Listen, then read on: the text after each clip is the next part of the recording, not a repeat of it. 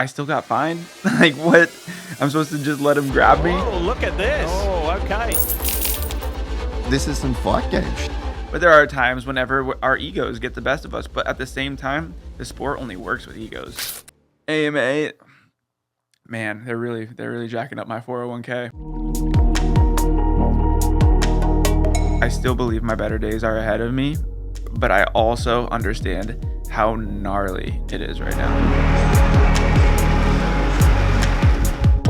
There's not a day that went by that I woke up with the purpose of not trying to be better at what I do. Like, it's crazy at this point in my life. One of my favorite things to do is literally go to the track and grind. And I would have never thought I'd have been that person, but I like to do, like I said, like I work hard, play harder. So I like to have a good time, but at the same time, I'd be putting in the work too.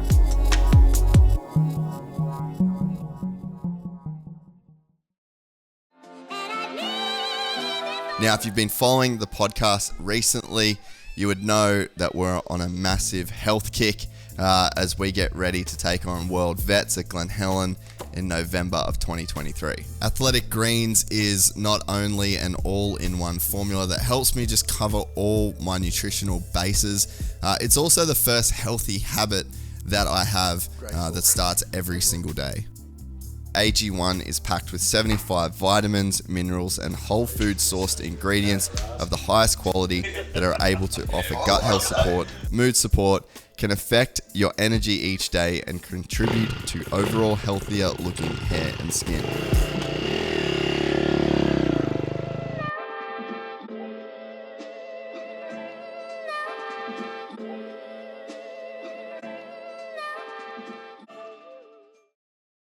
All right, I'm out. You good? Yep. Thank you, bro. Good to see you, eh? I'll see you Later. I'll see you tomorrow. Yep. Where should we start? Should we start at San Diego Fight Night and just get that off the get that off the table before we go too deep into this thing? Yeah, we could start there or just wherever. You know, I honestly, I guess we're recording right now. Yeah, we're good. Yeah, just pull up a tiny bit closer. I'm gonna pull it this way. Yeah. So I can lean back. Are we good right there? Yeah. Yeah.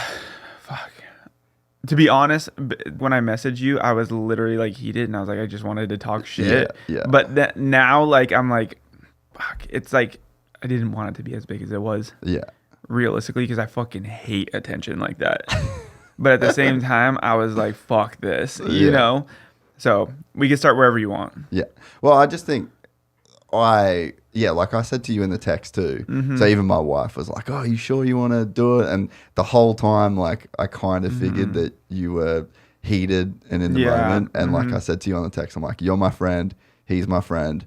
I've seen friends fight before. And people get over it. And it's, you know, like there's a lot of shit that goes on in the moment.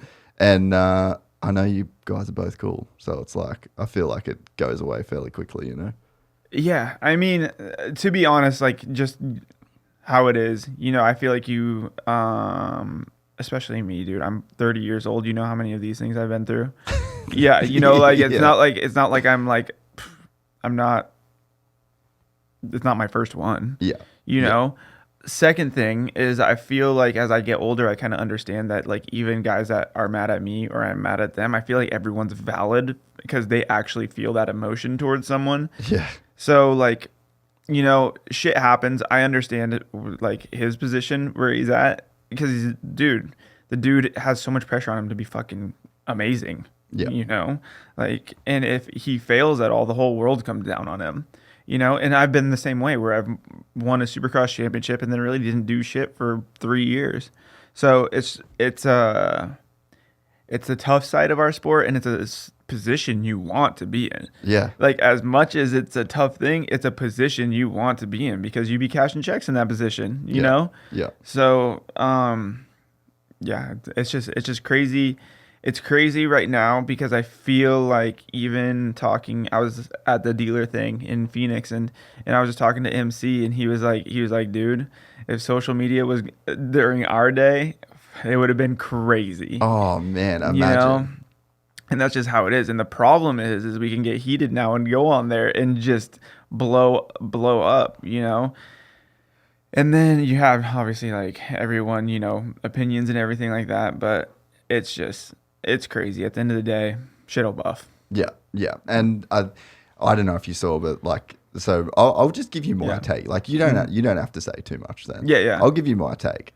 I was fine with all of it.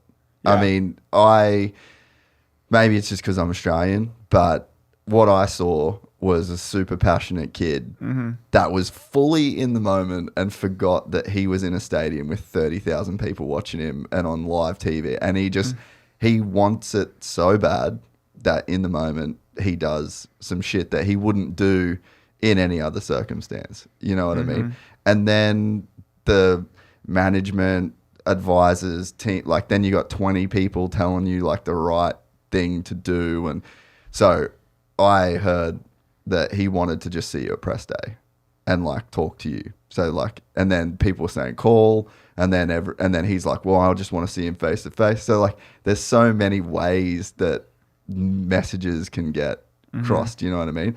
But I commented on your post, the first one of the video, and I was like, I'm glad you guys threw down, and I'm glad you'll make up. You know, and I just think that that's two dudes that are super passionate. Like, and I think it's funny. He couldn't have picked a better, worse person to do it to, you know, because it's like, and I thought about it as well. I was like, man, this is so Ando's wheelhouse, but you can't instigate this shit because you're on a thin leash with the AMA. Like, they'll come down on you for whatever they could.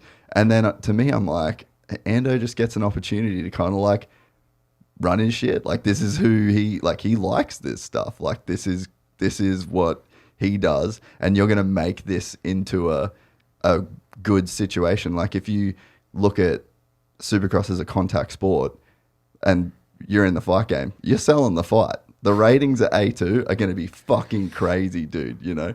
So at the end of the day, I was like, I'm fine with all this. Like, he's passionate, got heated. Ando put him in his place pretty fucking significantly. And if it's boxing, I'm calling that a 10-9 round to Anderson.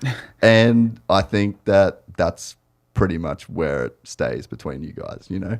Yeah, and the whole thing that happened on the track, dude, I really didn't care. As soon as I left that stadium, I was heated for like 5 seconds, and I really didn't give a shit. Yeah. I didn't give one at all.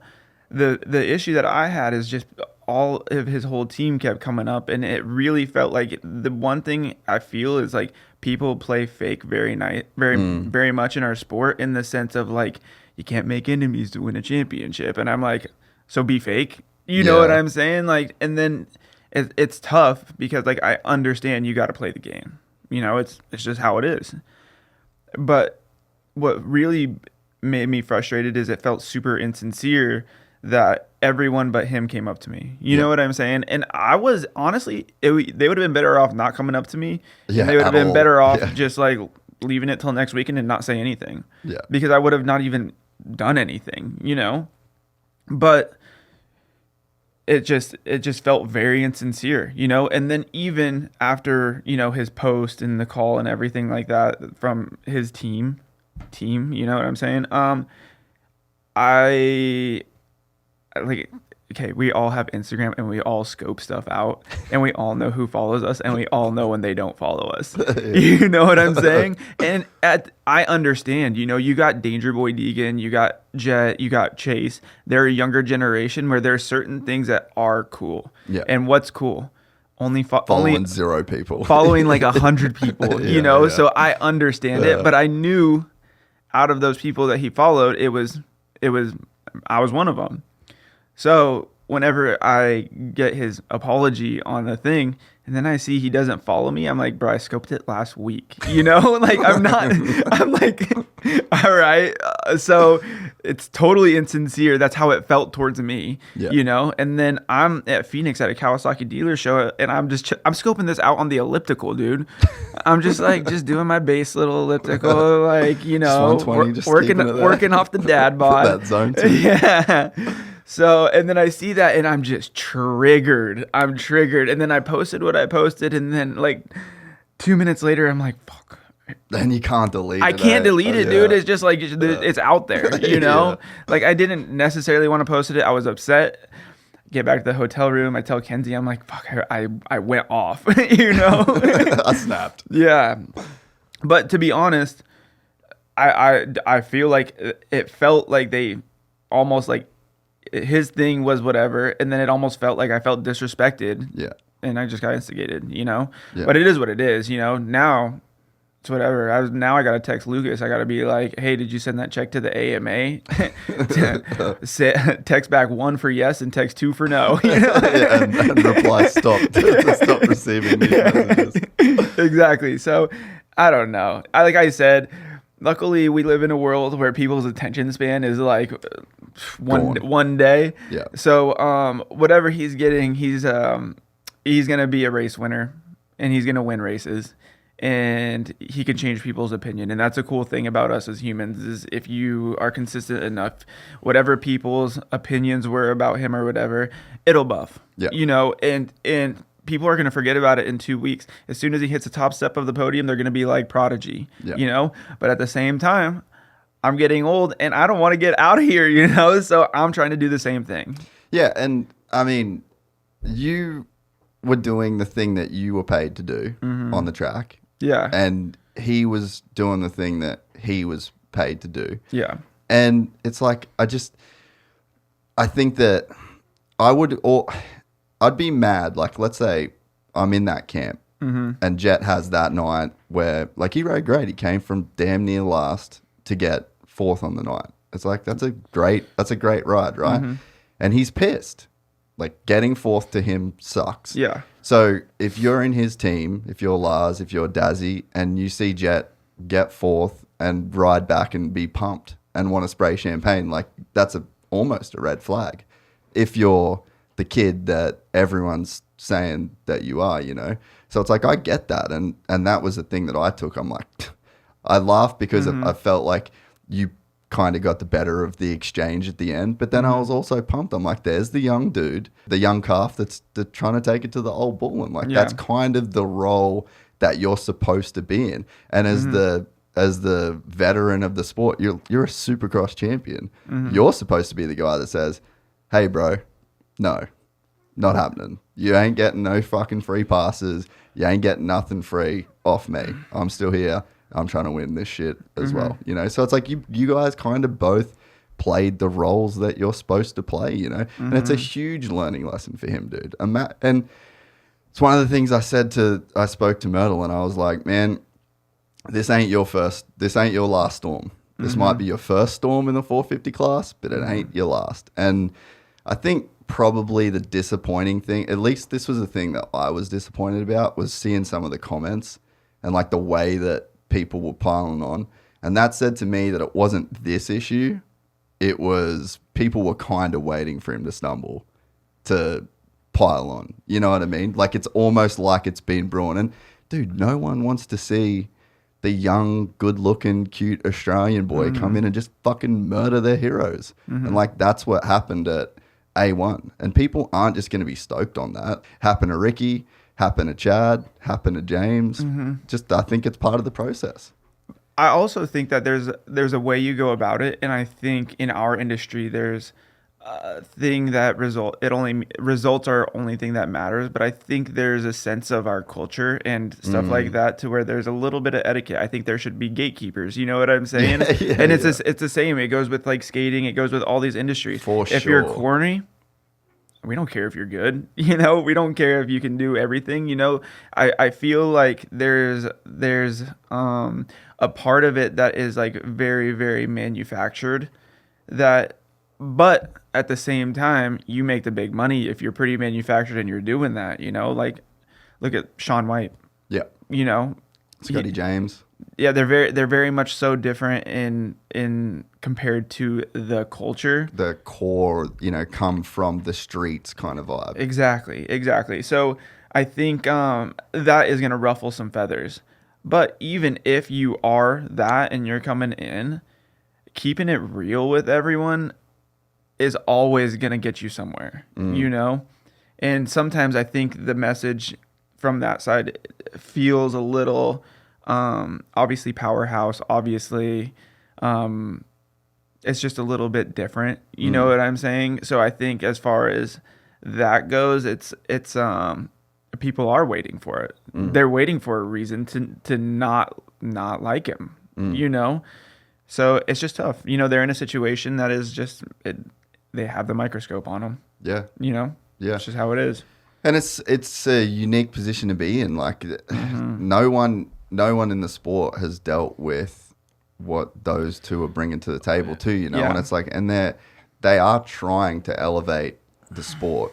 And it's like, we all want to do that in our own way. And like, you've done it in your own way. Like you've got a super unique fan base. You've brought with you your own vibe, your own energy, and it hit. And I would say that it grew the sport in the way that you can, you know what I mean? And like, so everyone's kind of got their thing that they like.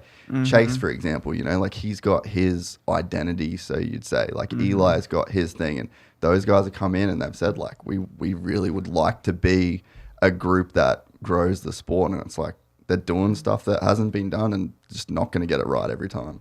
Yeah. Well, the thing is honestly, I think controversy sells, you know. For sure it does, dude. And I think that's something that is kind of not understood in our line, you know. Not saying that you just have to go around being a dickhead, you know, but this stuff isn't necessarily bad. I completely agree. The second thing is I feel like when it comes to our sport, they're taking on a role that they're like, bring on everything. We can take on everything as far as media, all this the fan stuff. zone stuff, like the match stuff. Yeah. So they're taking on a lot. And at some point, there's got to be a piece of the puzzle that's going to crack. You know what I'm saying? Because you can't just go win, and be doing all that stuff. He's done it so far, for the most part, you know? But, like, even for me, like, the way I go about it is, like, I don't think I necessarily like being in the spotlight. But I do feel like I have some sort of, I guess you could say, way I go about my life that is different than most. And I think it's kind of... Yeah, I guess you could say my fan base kind of appreciates that the way I roll, you know. It's not necessarily that I'm speaking to people or anything like that, because if I'm being honest, I don't really speak to very many people, you know. That's just how I do it, you know. So the way they're doing it is something that I couldn't handle. Well, I think there is parallels though between you and Jett. And you're probably a good person to almost speak on the position that he's in a way, because you're a 250 champ. You came into the 450 class, established motherfuckers when you were that young dude trying to fight for your spot, you know? So I feel like you actually can resonate with him a bit in that situation too. Different external stuff that comes along with what, like your path, but very similar in terms of the situation, right? Yeah, I would just say the difference is like my path I came in, I'm like, I was never top dog. I never came into a Supercross season where it's like he's gonna win or anything like that. And I feel like I kind of manufactured that myself, because I didn't really care to have that. I love my lifestyle. And my lifestyle is I race dirt bikes. I feel like I could win races, and I feel being able to be like a badass and then go live my low key life doing whatever I want, which is, you know, whatever it may be. I don't have to deal with a lot of stuff, you know, and I'd rather, that's the way I like it. Yeah. You know, but at the same time, I still want to win races and I still want to be good, but they bring it on in a sense to where they're like, they want it, you know, they want the spotlight because it makes money. Yeah. You know? Yeah. And that's, at the end of the day, that's what it is. None of us would really, I love racing dirt bikes. You know, I truly do. I mean, right now I don't have to I don't have to do anything, you know, but I truly love racing dirt bikes, but I wouldn't be doing it if I wasn't making any money doing it, you know? So at the end all be all is making that bread. Yeah. You know, and they're doing a good job at it. Yeah. Yeah. And I think, it's just a lot. There's a lot going on. There's a lot to deal with. They're dealing with a lot of stuff for the first time, and you're not going to get every situation right. Yeah. And I think that, Saturday night was just one of those situations that that Dude, didn't get right. they'll look back on it and it'll be so funny. Oh, dude, and it's gonna be funny to both of you guys. Like at some point, The thing is I kind of it's already funny to you. Yeah, the thing is I've been through situations where people will be hating on me, but like now, like you said, Jett was upset, this and that.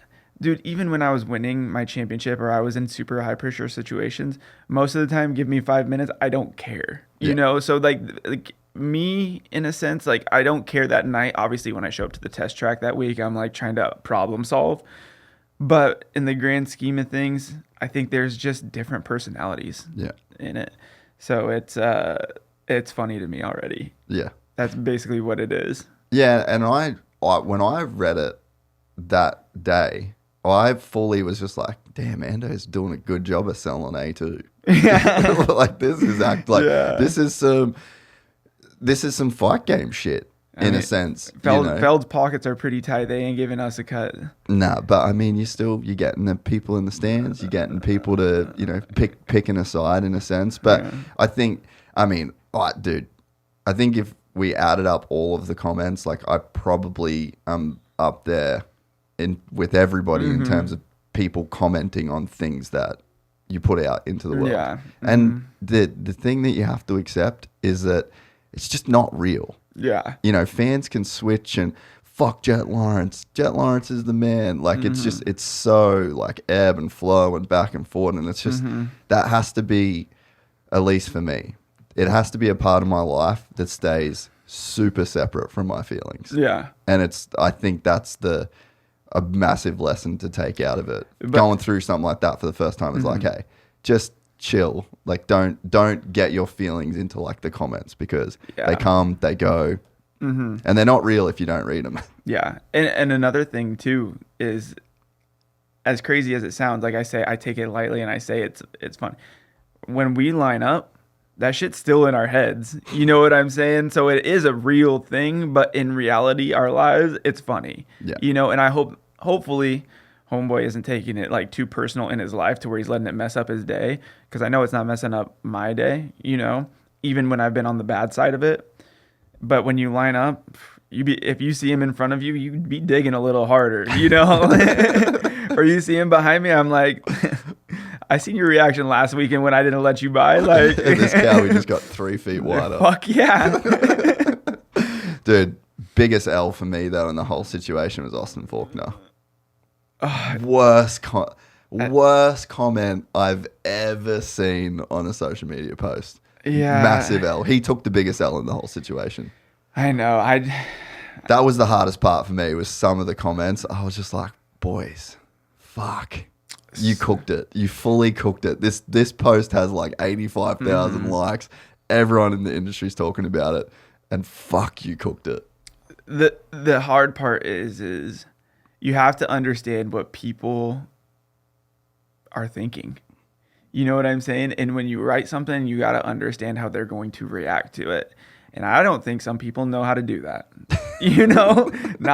But homie really felt valid and passionate. So like, I feel bad that he did get cooked over it, but that's the hard part, is you have to be almost aware enough to know what you're doing, which it didn't go very well. Yeah. Yeah. But it's a thing you have to learn over time, like I feel like I've been exposed to those lessons and I've said some fucking dumbass shit, like, and you just have to realize that when you got a platform and a lot of people listen, or you're in a stadium with 35,000 people, like there's just a way that there's a box you have to try and stay within. And if you step outside that box, it's like the floor is lava. See, like even for me, like obviously there's a box that we have to stay in, which is like we represent companies, so I'm representing Kawasaki, a very conservative company, let the good times roll, family oriented.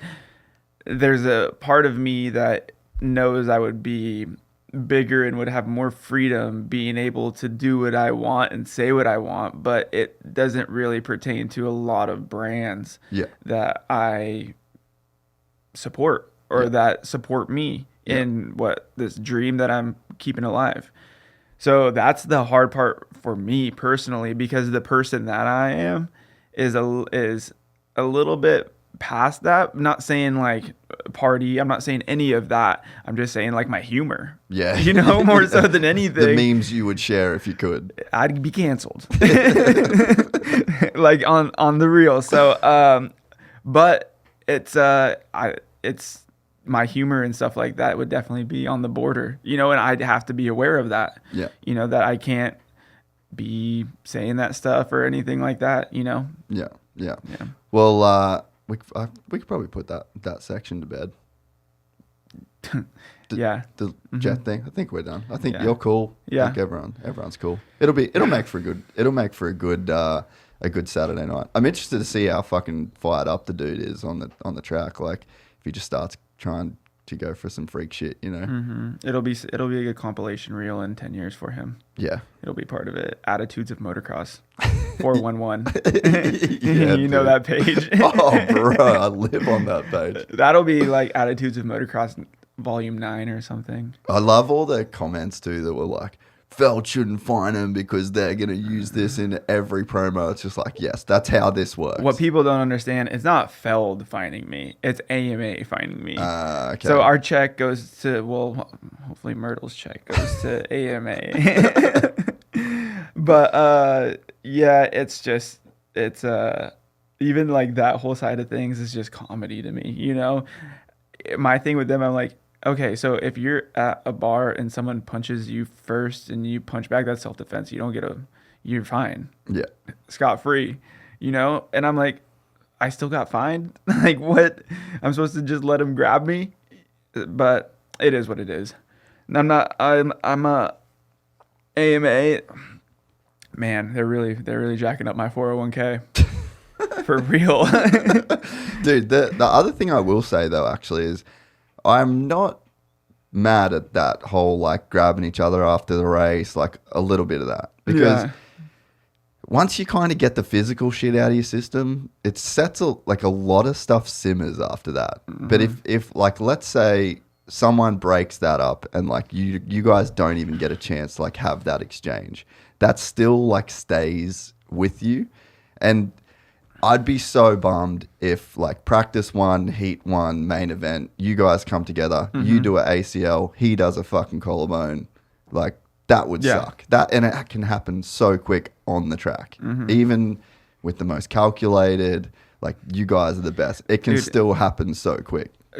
I was obviously, I don't know if you saw Rhino's thing, but the other day, like I was there with Max Voland and I've been riding with him all the time. Yeah. You know, and it's crazy how quick stuff can happen on the simplest things. I mean, poor guy put his hip out and then we have to go back and be doing the same section. You know what I'm saying? Yeah. And it's some people I don't think understand that the reality of what we actually have to do and stuff like that. So like that physical stuff that between me and him after the race is nothing compared to it's minor. It's so minor. When you get to start doing stuff on the track, that's whenever it's like, you know, like I understand block passing, clean each other out in the corner and stuff like that. But even for me, I'll be in the corner and I'm not saying that I've been the victim. You know, I've definitely had victims. It's gone both ways. Yeah, it's gone both ways. Yeah, let's just say that. But I do believe that I've tried to keep it in corners. You know what I'm saying? And sometimes, I'll be honest, there is intentions that aren't from my side where I'm like, screw this guy. And there's sometimes where I'm just over eager, you know, and I'm just coming in and I'm like, I'm in this situation. I'm like, fuck, you know, I'm sorry. I'm already thinking it in my head. But there are times whenever our egos get the best of us. But at the same time, the sport only works with egos. Yeah. We don't push the limits without our egos. Yeah. You know, we're men, you know? Yeah. So, but yeah, this stuff is crazy. And I'm like, you're finding us for that, like the helmet grabbing and stuff like that. It's not even that big of a deal. Yeah. You know? Yeah. And I'm glad it happened. Yeah. You know, like it's good that it gets that shit out of the way because there's so many times that doesn't happen. It goes into a practice. It goes into a heat race. Fucks a season. Fucks your season. Yeah. And then everyone loses massive. Yeah. Two dudes grabbing each other's face. Great for Instagram. Great for all the fucking keyboard warriors. Great for the next week's racing. And then we're done. So I'm not mad at it. Yeah. How's the season been thus far? I mean, obviously, first round was pretty all right. Yeah. Second, You rode fucking good. Yeah. All day, all night. Like, that was really solid. Yeah. I mean, I feel good, and I feel like I could be pretty. Like, I think right now I'm tied for like third in points, like 10 points out. So it's like it's the craziest, weirdest beginning of the season just because of the two mud races. But for me, I feel at this time for like my career and stuff like that, I want to be good. I still believe my better days are ahead of me, but I also understand how gnarly it is right now. And the podium hasn't been the same. I think the only person who's gotten 2 podiums is Chase. Mm-hmm. And the level is just unbelievable. Yeah. It really is. How does it feel from last year to now? I thought last year was actually pretty high. I think last year it was more of like a 6-guy thing in the front that could be on the podium. And this year, I think you've already had 6 guys. The crazy part is I used to think like back in like say like 2017, like it was gnarly. And it's just even more. Yeah. But it's not necessarily like say like speeds are much higher or anything like that. It's just you have 10 dudes that are very refined. Yeah. They're refined athletes. Yeah. And I think obviously you give it 2 more years, I think it's going to go back more towards that 2017 because obviously I think us are going to start like exiting. Yeah. But at the same time, you never know. Like, I don't want to exit in 2 years. Yeah. What else am I going to do? What am I going to do with my free time? I love hanging out with my family, but like, I other than that, like, lucky thing for my job is they can be with me all the time. Yeah. So, it's a lifestyle. It is. And when you've spent so many years doing what you've done, you get so like refined at it. You know what I mean? Like you kind of know the places to eat, you know the hotels, you know the way you want to travel, you know the like it is like routine is an easy thing to keep going once it's rolling. And dude, at this point, I'm just making it comfortable. Like right now, we go to the races. Like, to be honest, my days are very mellow. Yeah. I love Practice, what I do. Smash Bros. Yeah, that is actually what I do. Yeah. So like, I go to the races. I stay in my motorhome the night before. Got Starlink. Watch YouTube. Watch Netflix. Yeah. Sleep. Wake up. Scooter to the Uber Eats wherever the stadium's at. Eat my breakfast. Go out, practice. Come back. I've been trying to beat Super Mario World Wonder. Watched this last weekend. We didn't have a second practice, so I literally crushed a documentary. It was like some lady that got kidnapped, but no one died or anything in the thing. But it was a crazy documentary, and I'm like, that's what I'm doing. Yeah. And then I go race. Yeah. And then I get done, and I'm at home. Then I go to the track, and I'm really fulfilled grinding. Yeah. Like, it's crazy at this point in my life. One of my favorite things to do is literally go to the track and grind. And I would have never thought I'd have been that person, but I like to do, like I said, like I work hard, play harder. So I like to have a good time, but at the same time, I'd be putting in the work too. Yeah. Mm-hmm. It's funny. I was talking to RV. He did the pod yesterday, the day before.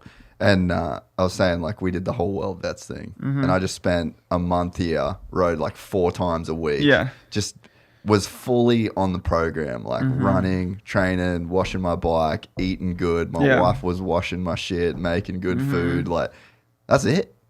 It's fucking dope. Yeah. Like, and I was giving it my all, which is fuck all, essentially. Yeah. But I was having a crack. And it was insanely fulfilling to just every day just make that little bit of progress. And I think, I don't know what your resistance would have been to it before, but I feel like if you can give over whatever resistance you have to that grind and just accept it and like look for the fulfillment in it, it's a fucking rad place to be. I would say my thing is growing up, you're 16 years old, you go professional, you don't have a life, and the hardest part is I think the resistance is more it taking you away from things that you want to do in those days in your life. Yeah, that makes sense. And I've kind of feel like I've been able to work out a balance to where even now that I'm older, I have a kid and I'm married, I still like to go. I still feel young. Yeah, like, and not only in the sense of like, still wanting to do my job and stuff like that, but even on the other side, like, dude, I'm still trying. I still enjoy doing cool things, and everyone, whether they like it or not, they want to be cool. Like I still love trying to be cool. I love the way I could try and make my style cool. I love the way I could do like my Insta edits. I love the way I could do all of that stuff. So I still feel young in that sense. I still feel like sometimes if I want to pop out, and I want to go to LA, like I'm still doing that. But I do understand how to work, and I'm totally okay with the balance of my life right now. And I think I can maintain the balance of my life doing what I do. And I think I could still win races.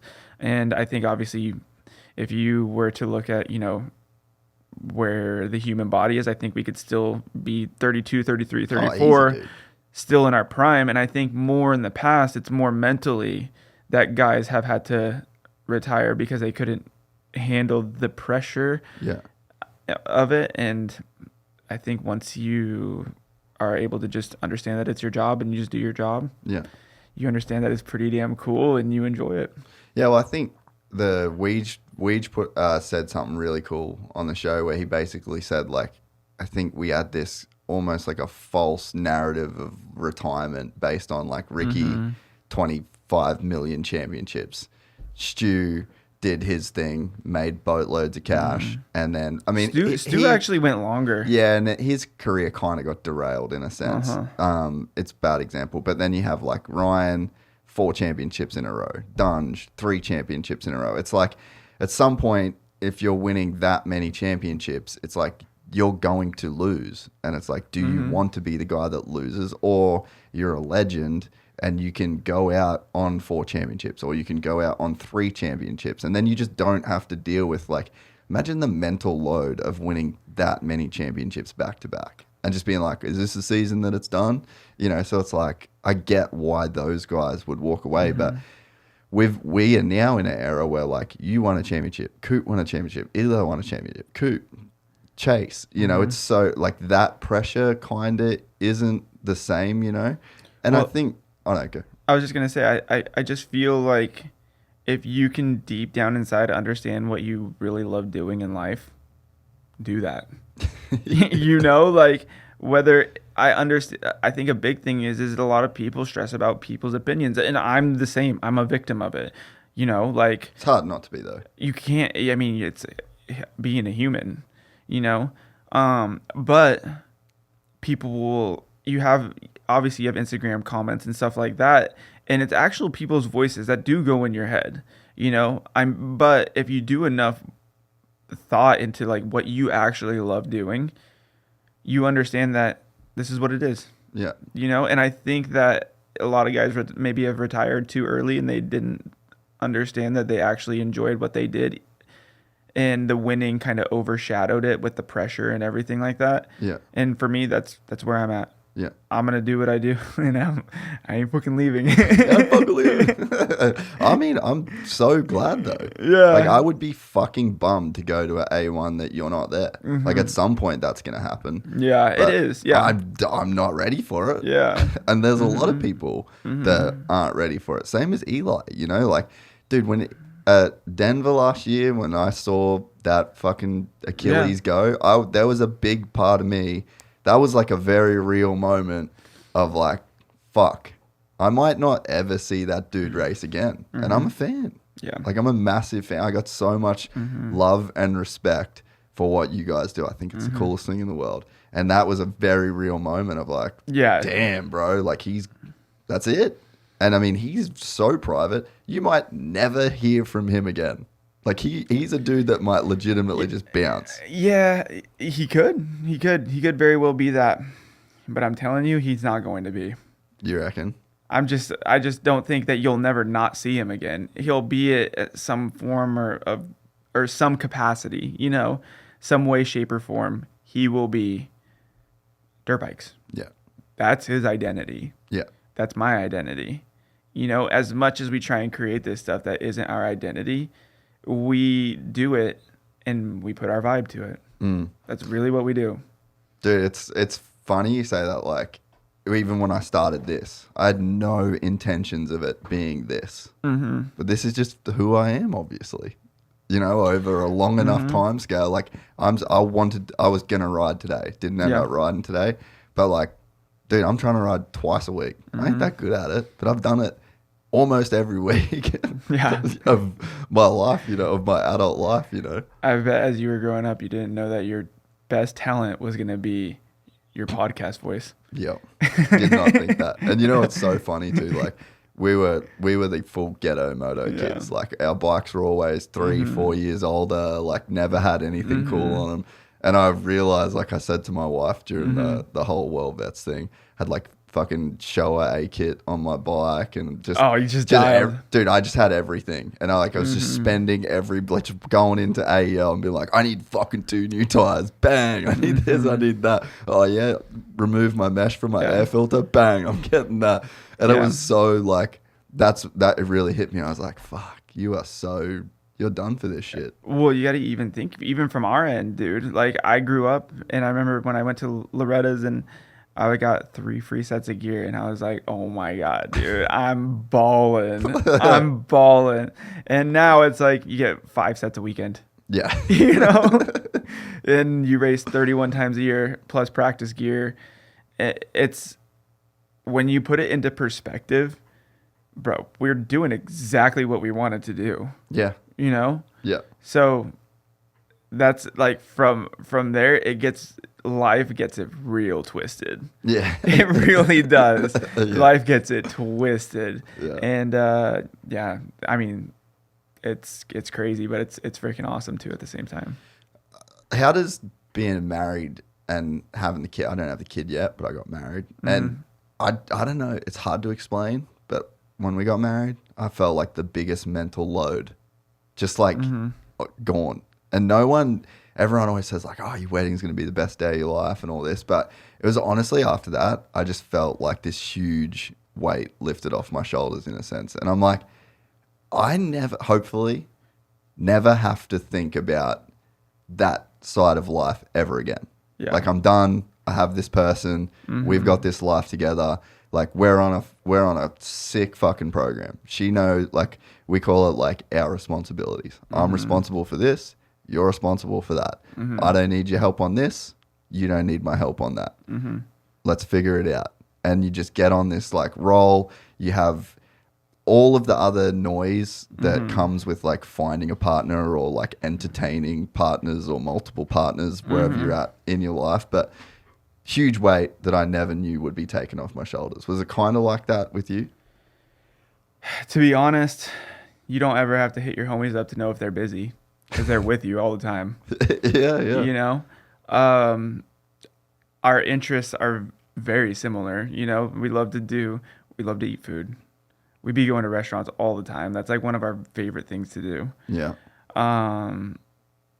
Yeah, it's just, to be honest, even like having my daughter, that is the coolest thing, to come home and like see her like smile and like recognize you. Like, obviously my daughter is 10 months old, so it's not like she's saying like, Dad, what up, bro? Yeah. But just to see her light up whenever you walk in the door is crazy. And like, even whenever she's not around with my parents or Kenzie's parents and you miss her, it's the craziest feeling that you can't understand or explain the love until you have a kid. And I'm always curious about this, but I'm not sure how involved some of other racers are with their kids. But like, I feel like I've kind of been in the depths of it. Like, I don't know. Kenzie sometimes has me like changing diapers, like a shitty diaper on the plane and stuff like that, but it don't really bother me. And I'm like, are all these other guys doing that, or is their girl just like handling this? But for honestly, it's been fun. And with her, sometimes it's a little bit of chaos. Yeah. With having my daughter traveling, being there, like sometimes she doesn't want to sleep or whatever, but the chaos doesn't even bother me when it's them. Yeah. If it was like my friend and it was keeping me up all night, I'd like get the fuck out, Yeah. And with them, it's just those are times that you'll never get back. Yeah. So it's pretty cool. Yeah. And they're my homies. Yeah. Yeah. That's pretty cool. It's cool to see you in that role too, and I guess you just never know how you'd feel or what you'd expect, how you'd react until you're in it. But it's just so rad the way that you've taken to it. Yeah, I don't think people really expected me to be like that too. And I think that's more of a surprise to people. I always wanted to have kids. I really did. Well, you come from a good family. Yeah. So I think but just the person I am, I don't think people really expected me to take on it like I do in a sense. But I feel like most people probably don't know you that well. No one really knows me that well. So the people that didn't expect it, like, don't really know you that well. Like, if I'm being honest, like a lot of my closest friends are not really related to like anything in this world. Yeah. I do have friends in this world. Don't get me wrong. And I have friends I've met in this world that are out of this world now, out of like motocross. Yeah. That I'm still friends with and are doing like insane stuff.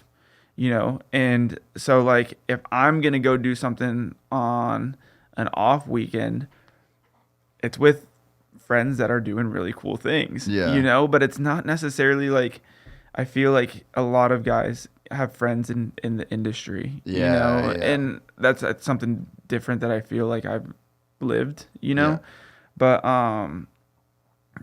not really many people in my world really know me. Yeah. And why is that? Are you just closed off by nature, or? So I don't know. I honestly don't know. Well, I would say like one of my closest friends is Dean, Yeah. but I trust Dean. He ain't a rat. Oh, fuck. But yeah, so I don't know. Like, it's hard to be vulnerable around people when you feel like if you are vulnerable around them, the news is gonna go around. Yeah. And when I say vulnerable, it could mean nothing. It could mean like. It could mean nothing, It could even be just me wanting to go have a drink or something like that, Yeah. And there's a weird thing to where I really wanted to be taken serious. Yeah. And I think I am taken, like, in my core group in my racing, like with Cowie and everything like that, they take me very serious because I take my job very seriously, or else I wouldn't have the respect or the amount of years. I mean, this is my 14th or 15th year of being a factory guy.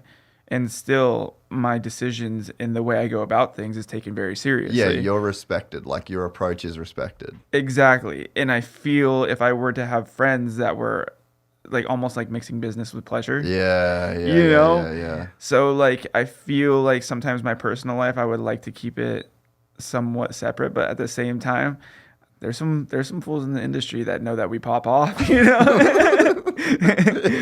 But they ain't rats either. That's quite funny. Yeah. And I guess it is a good point. Like it can be very like convoluted. And a lot of That's people. a big word. I read a book once. Yeah. It stuck. Yeah. But it can get messy, and there's a lot of, like, I would call them like 5-minute friends. It's like people that they're like in a rotation, and you're like on this team, or you're in this group, or with this train, and it's like, and then you can get too invested, with like those people. But I also think it's just older. Like, the older you get, the smaller that your circle 100%. gets. And it's natural in a sense too. You just have less energy to invest in places that don't like yield a return. And another tough thing, even just in where I'm at in life, is I went from having a lot of people around me that I would say relied on me, you know, like I guess you could say financially. Yeah. And that's one thing that I kind of have gone through since being married and having my daughter. I don't have time for that type of stuff. You know what I'm saying? And you really understand your worth in people's eyes whenever you kind of grow up, you know? So whenever you're not necessarily being, whenever you're not of financial help to some people, you get kind of clipped really quick. And that's just getting older too, you know? I mean, that means that's probably going to be the same with sponsors at some point. When I keep asking for numbers that I want to be paid, it's going to get less. Yeah. You know, but that's just the reality of life. Yeah, it's business. Yeah. And if you can laugh at it and just understand that you're an old head, it is what it is. You just hope you did the right things, you know? So that's another life-changing thing that is tough, and it's hard in our line of work with friends in the industry. Yeah. And it's kind of made me very sour, and it's made my self-esteem be low because you sometimes feel like your worth towards people was only money, you know, and that's a tough thing that I know a lot of guys definitely go through, you know, and even Jett, there's going to be a time where he has a lot of people on payroll. When they're not on payroll, are they going to be around? Yeah. You know, and that's the reality. And this is not in any way speaking about Jett, but that situation, I've seen it. Yeah, I'm friends with a lot of different people, in a lot of different sports, a lot of different businesses, a lot of different industries. There's also a thing that happens that's like really fucked up that I would like love to warn people on, but it's very hard. Like it's very hard to speak against it. It's like speaking bad on a dude's chick. You really, in the moment, you kind of can't. And you can't even speak bad on people when they break up because a lot of times you get back together. But there's a thing too where you'll have like a crew that's on payroll and it's like they need a job to do. And if they don't have a job, they'll find a job. And sometimes the job that they find is just some fucking bullshit that they've drummed up to like perhaps to make a fire that they need to put out. And then you become I got this, bro. Don't worry, everything's taken care of. And it's like there's this issue that's going on in the background that he's going to take care of that he's never even seen first. Like it's just some fugazi issue that this guy's going to take care of. And then you just have this regular flow of these fires that need to be put out by these people on the payroll. And I've seen it in a bunch of different scenarios. And like that is one of the things where it's like, oh, that's kind of rough to go through. It is. It's rough to watch. It's rough to see. It's rough to not be able to say anything. I will say one thing that I've been very lucky with is I have an agent. Everyone has an agent. My agent's my homie. Yeah. That is a very thin line. You know what I'm saying? When your agent is your friend, and every agent is a friend of their riders. Usually they aren't whenever they're done. Yeah. You know? I'm lucky though that my Kenny, he's one of my best friends. Yeah, he is, and knows everything about me, and from everyone that's been around me, family, wife, you know, in-laws, I'm his only guy, and I know that relationship is really solid. So I've been always lucky with that, and I can tell him anything, and he will tell me the truth from, you know, a good being real. Yeah, like. That's the easiest thing. But I do see agents that are agents, and I'm like, it's just tough, you know, but they're trying to get their money too, you know? So like I said, I feel everyone's valid in the situations that they're in, but then there's also a lot of people around, the extras, and the extras, sometimes they're very genuine. Yeah. You know? Oh, dude, for sure. 100%. Like, I wouldn't say that they all are bad. No, bro. I know, and as much as I know dudes that are fucking trash, I know some absolute studs. Like just the most gangster motherfuckers of all time. No one knows their name unless you've dealt with X person, X rider, X whatever. No one knows who they are, but if you know, you fucking know. The extras are a fucking vibe. Let's be real. What you doing after the race? Hit up some extras. So yeah, that's hard because like I'm talking negative, like all these people are bad, but there are some people that are around that are very genuine. I've been through situations to where it hasn't ended great, but like I said, everyone's valid for their own feelings and opinion, and I've came to the realize instead of being sour about a lot of things, I've take it on the chin, and it is what it is.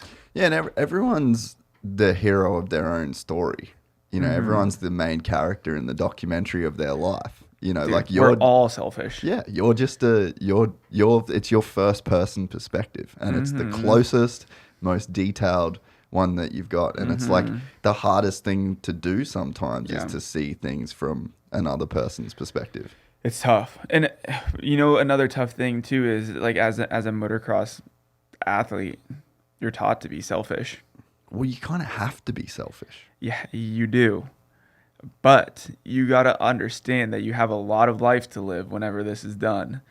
So for me, I almost feel like sometimes I'm retraining myself because I understand I can't be selfish all the time. Yeah. You know, within the life and the relationships I have within my life, that sometimes I got to give. And having my daughter has made that simple. Yeah. You know, that has made that simple.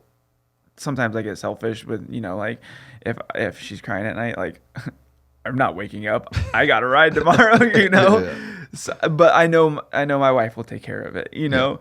But other aspects of our life, you know, I definitely have to be selfless a little bit, you know, more so than I definitely would in the past. Yeah. Oh man, that conversation, bro. That's what me and my wife. I'm like, these are your responsibilities that you do not need my help with, and I will never ask you to record the podcast. I will never ask you to edit videos. I will never ask you to have meetings with the I won't ask you to do any of that stuff. Yeah. So let's, and it fucking works as long as two people know that we're on the same page. That's the. I think it gets messy when people don't. There's not boundaries, you know, because you can't be up at 3, 4, 5 a.m. And get out and put your life on the line. Yeah, you can't. You really can't. And that's the tough part is like sometimes I hate to say it, but I will say this. I'm like, I got to sleep. It's life or death. It's life or death. If we're warriors out there straight up. Like if I'm not getting 3 hours of REM, it could be death. Pick one. You want that? You really want that? You want me here? That's super dark humor, but yeah, it's kind of funny. I'm for it. So were you maybe potentially alluding at some Team Fried stuff before when you were talking? Have you spoke about any of the Team Fried stuff? Do you want to get into it? I mean, yeah. I mean, you can. I'll be very neutral in the whole situation. You know, I just feel like I want to give you a chance to at least say the things you would like to say.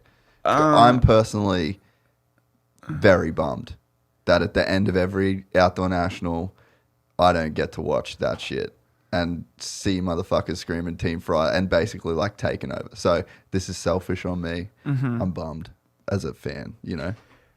To be honest, everyone saw the press release. Everyone saw the press release.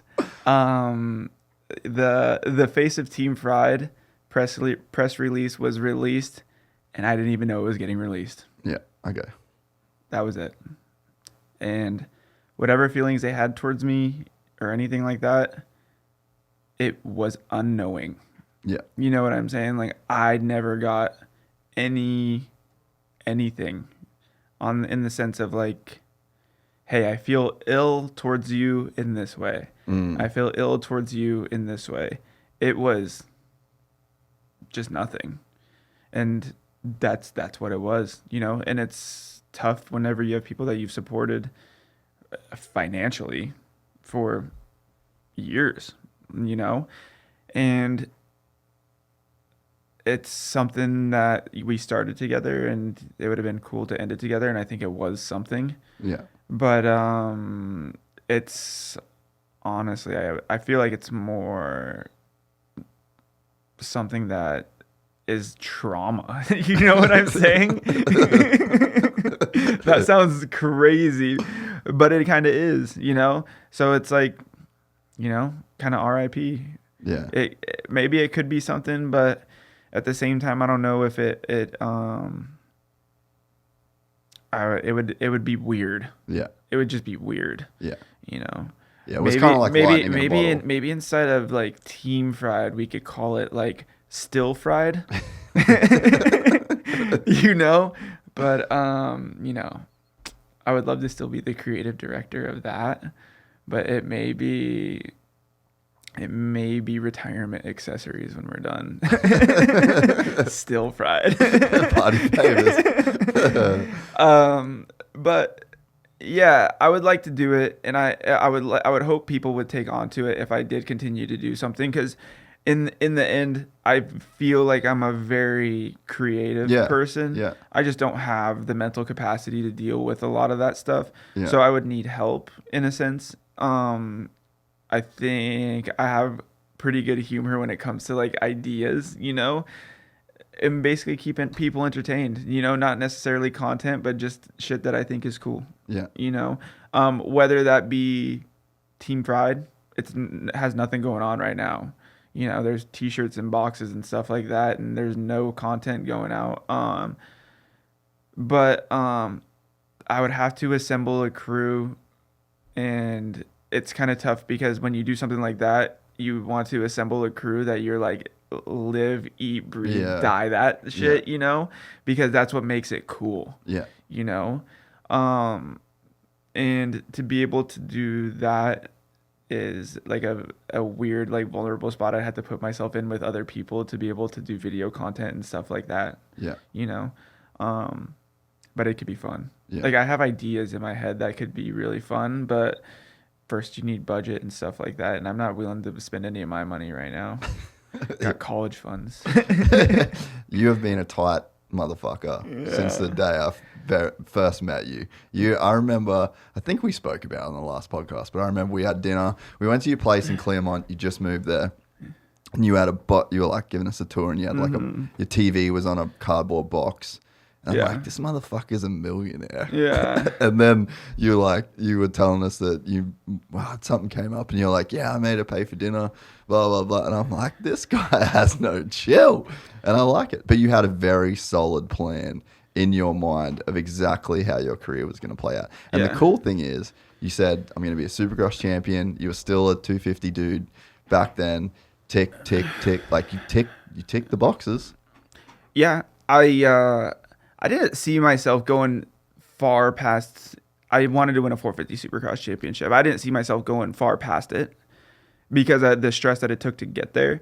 But like I said, what do I do to love? Or what do I love to do? Yeah. This is it. Yeah. You know, whatever it is. But yeah, I've been good with my money, and people have talked about that, how I haven't spent money. I've made mistakes. We all have, you know, and we don't know much because it's a lot of trial and error.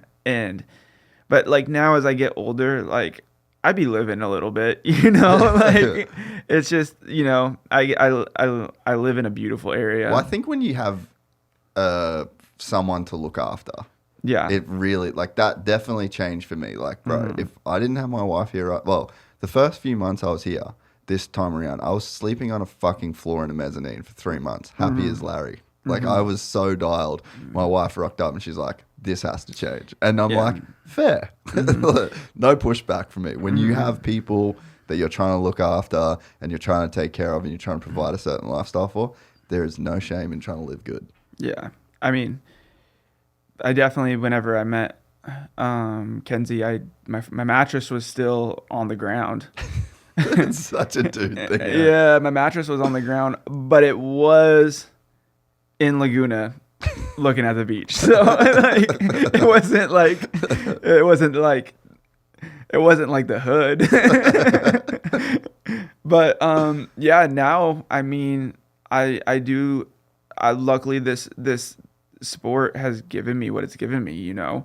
I started when I was 6 years old. Think it's a hobby, and I'm turning 31 next month, and I'm living in Laguna Beach, racing dirt bikes in a beautiful home that looks at the ocean. And well, I'm in an apartment right now, but I have my homes there, water damage. I'm going through something right now. But yeah, that's where I'm at. You know, I'm super lucky, and it's pretty crazy going from, you know, in Claremont, you know, I had, you know, my TV on a cardboard box and stuff like that, but you know, I was on the way up, and I was relentless on like, why do I need to spend money right now? Yeah. All I need to do is that, you know, and I still feel that way, but I'm just like, I'm not giving up on what I'm doing, but I'm doing other shit too. Yeah. Basically. And that's kind of how I feel once you get into your 30s, you kind of have to be that way. Because you don't, if you're 30 some years old and you're married on a cardboard box and you're making your chick do that life, I don't know. I don't think that's like real. She's got some issues or you got some issues, you know? I would agree with that. So, yeah, we've upgraded. Yeah. Mm-hmm. What kind of investing stuff did you want to get into when you were younger? Like you said, you made some mistakes. Like you got it fairly dialed nowadays, but like, what did you get into? Like, whose advice did you take? Like, how did you kind of navigate those waters? So, I've just learned. My agent's been helpful, and sometimes I haven't taken his advice when I should have. First things first is I always knew homes were good. But then I didn't understand the liability and pain that homes are. Yeah. You know? Yeah, it's work. Tenants suck. Yeah. I've had issues with that, to where it's costed me money. But most of the time I've bought houses and I've never sold for less than what it was worth or less than I paid for it. So I've always made money. But if I was to do it all over again, I wouldn't even have done homes. I would have bought nicer homes to live in. But I would have put all my money into, you know, like an investment account. Like I have one right now, obviously. Yeah. I have a trust, everything like that. But I would have made more money, way less stress-free doing that. Yeah. Just betting on the market. Yeah, not bet. Like, I mean, I have a guy who controls my portfolio. Yeah. But houses are tough because you have to deal with tenants, you have to deal with houses breaking, you have to deal with yard, you have to deal with all of this stuff that it's like, they're like, oh yeah, you get a house for this much and you rent it for this much and you make this much. Seems simple. It's not.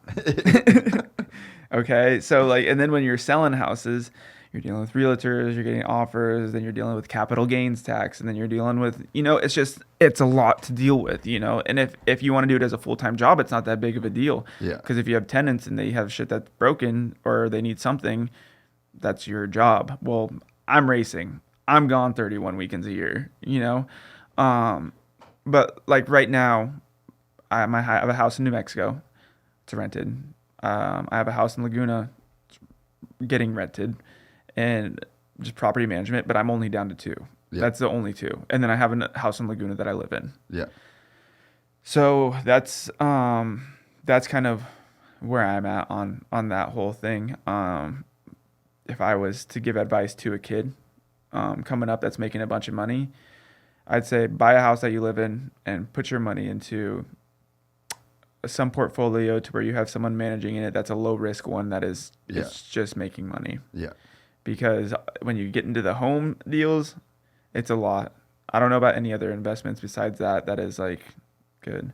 I mean, I'm on YouTube. I'm watching all of the finance stuff. Like I definitely got Bitcoin. Like, like I'm not saying like I'm not like into all that stuff. But. Yeah, but there's like a dedicated bit of like that's almost play money in a sense, right? You know, like you're not betting your retirement on fucking Bitcoin. No, but it's like fun to try and make some cash there. Yeah, I honestly just every time it goes low, I like will throw like $1,000 at it, and like right now, I think I own a little over 3 coins, but I've just only done like a little bit at a time, and I'm just curious where it goes in the future. Yeah. You know, so it's not like it's money that is that crazy, but from the YouTube videos I watch, it's gonna be big in 2035. You be on Johnny Hopper's channel by chance? Yeah. Johnny Crypto? Yeah, Johnny Hopper.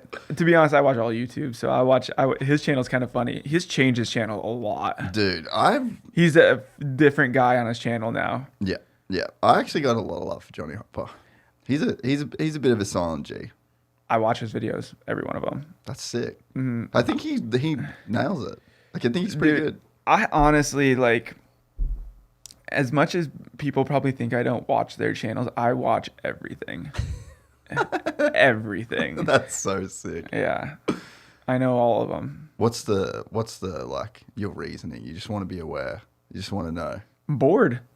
Like, I just need entertainment. Just that algorithm, bro. Just serve it up. Uh-huh. So, like, yeah, I'll be on, what was I watching the other day? There's these people, the Amazon shopping. That was one of them. But, like, just moto-wise, bro, I watch anything from Moran's Mafia. You know the Moran's Mafia? Yeah, I know the Moran's Mafia.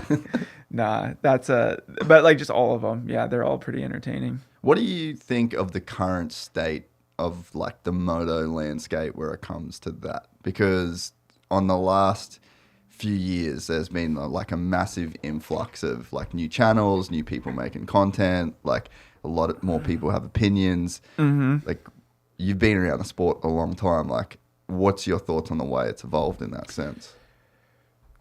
So there's ways to make money now, a lot of ways to make money. I think that the ways that you can make money in the sport is sometimes I feel like people are just doing anything they can do for $1. And I think there's like a gatekeeper thing to where I wish it was a little more quality. You know, it's instead of just pushing your merch. So we flirt on the line where people try and be cool, like action sports, and then you have people who are pushing merch like they're NASCAR.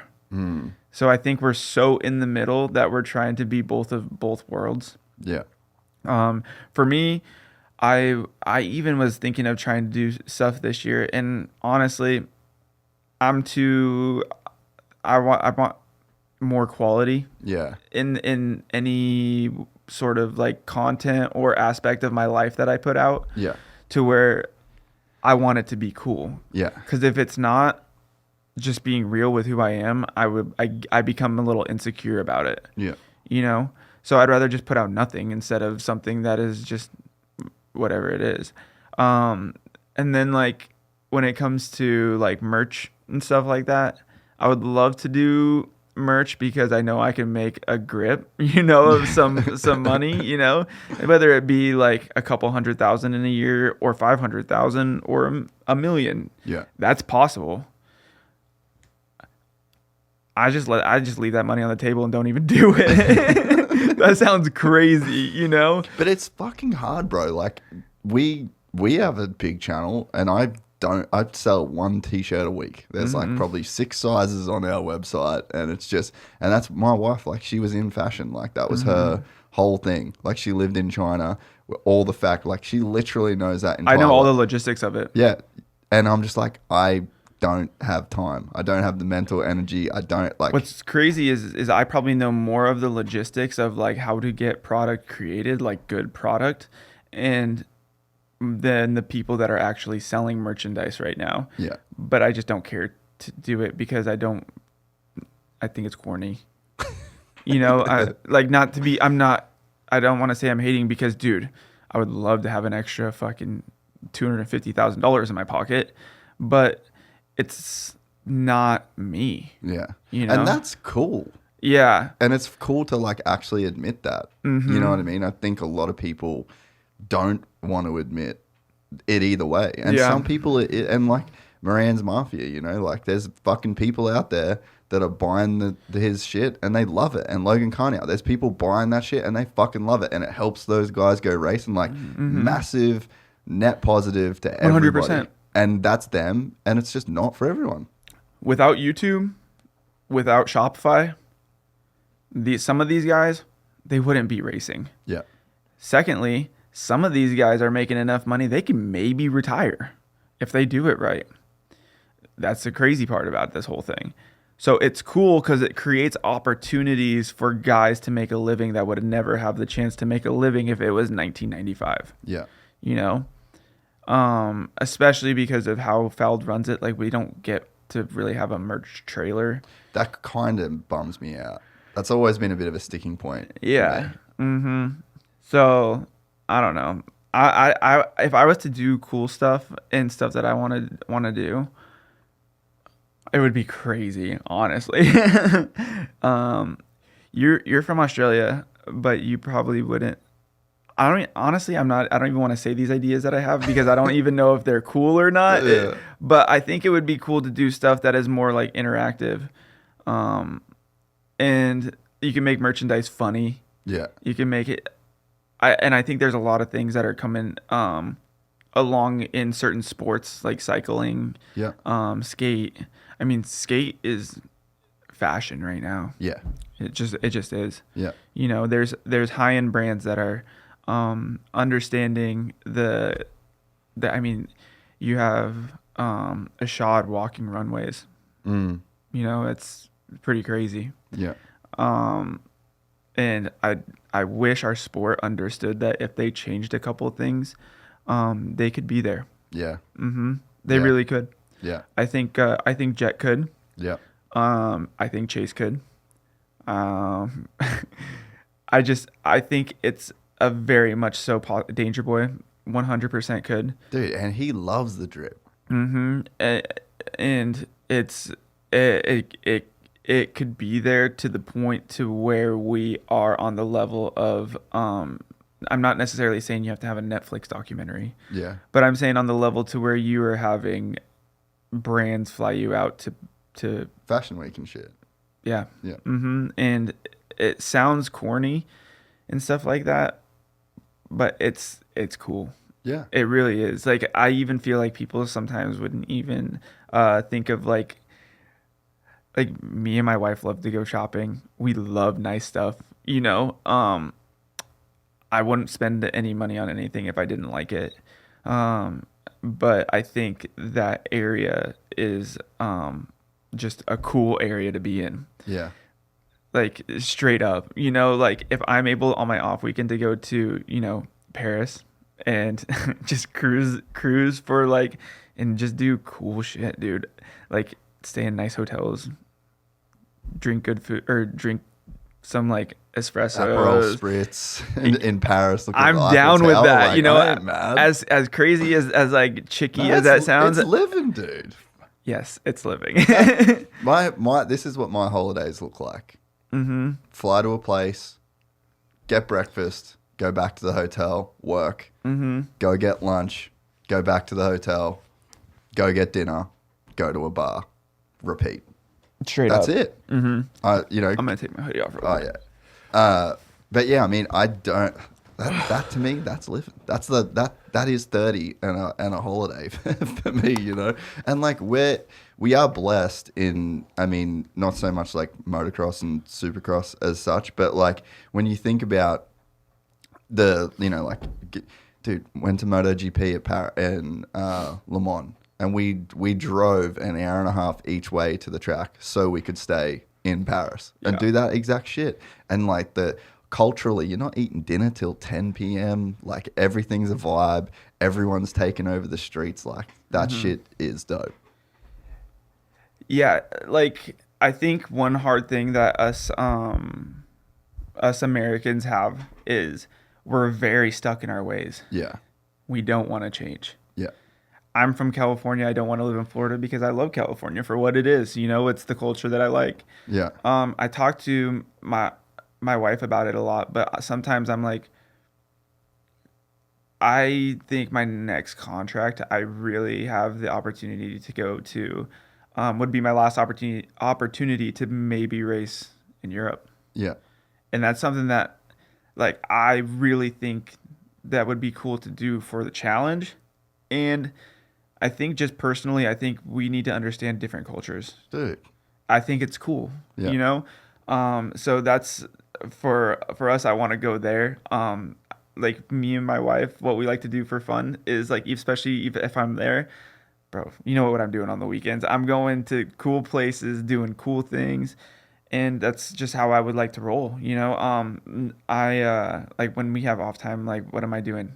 I'm in a nice hotel in Miami, eating Michelin star restaurants. Like I'm Yeah. not like I'm having dope sushi. yeah, exactly. But that's because that's what I like to do. Yeah. I like as far as my car, I drive a Prius because I want to do that stuff. Yeah. You know, my wife has a nice car, but yeah, like I really pick and choose on what I want to spend my money on, and sometimes it's that stuff. It's really it's what I like to do. Yeah. And but back to the point of like these bigger brands being in moto and stuff like that, I think we need to understand the spotlight that it could put on our sport. That's so true. And I understand that results are marketing for us. That's just how it's been. And that's sometimes it's hard to change the culture. Because we have gatekeepers not on the style side, but more on this is how you make money. This is how you're supposed to run your business because we're a business. Yeah. You're supposed to win races. You make bonuses. You go home. You train. Yeah. That's what they want you to do, which is okay because they're paying our bills. They're running a business. So we're an investment. Yeah. But sometimes I think that they don't understand is that I think they could make their investment a little bit. They could make their dollar go further. Yes. Mm-hmm. And I think if they did stuff that was sometimes maybe not so conservative, but along the lines of collabing with brands and stuff like that, it would go a very long ways. But as you've seen it, Honda did their deal with Supreme, crushed it. Yeah. It was insane. Yeah. But I still think we only scratched the surface. Yeah. And maybe I'm completely wrong. No, honestly though, you're not. Like, Yeah. because Thanks for the reassurance. well, I'm going to a ton of different events. Yeah. And like you go to F1, fuck bro, Vegas F1 was insane. Mm-hmm. I was there. Oh, did you go? Mm-hmm. Oh, dude, how gnarly was it? Like, were you in Paddock Club? What? Did you go in Paddock Club? to be honest, I don't even know where I went. All I know is I was walking everywhere. My mother-in-law handled all that. Oh, that's sick. Yeah. But like you go into like the Paddock Club, like behind the pits, right? Mm-hmm. And it was just Gordon Ramsay here, like fucking Celine Dion. It was it was just like person after person after person, and you're just standing there. I'm fucking walking around, and it's like, bro, I should not be here. But it's like that comes with like the investment from the brands. Like those brands are paying for like the image that's associated with it. It's just like you put a sticker on that car or a sticker on that guy, like you're cool as fuck. And moto, the thing that I learned from doing this, when I started seeing who was listening and people that were messaging me, and you start to build these relationships over time with these people, I'm like, holy fuck, like I had no idea that you would ever be interested in this. And they're like, dude, this is the coolest fucking sport. They're the gnarliest athletes in the world. Like the respect that you guys have, and the people I personally know who are massive fans of you, they play in completely different worlds to what you would consider like the average Supercross fan. But there's no representation. There's no, like, they're not going to feel like they can, I guess, just like step in. There's no, like, did you see the Mercedes VIP at F1? Yeah. Bro.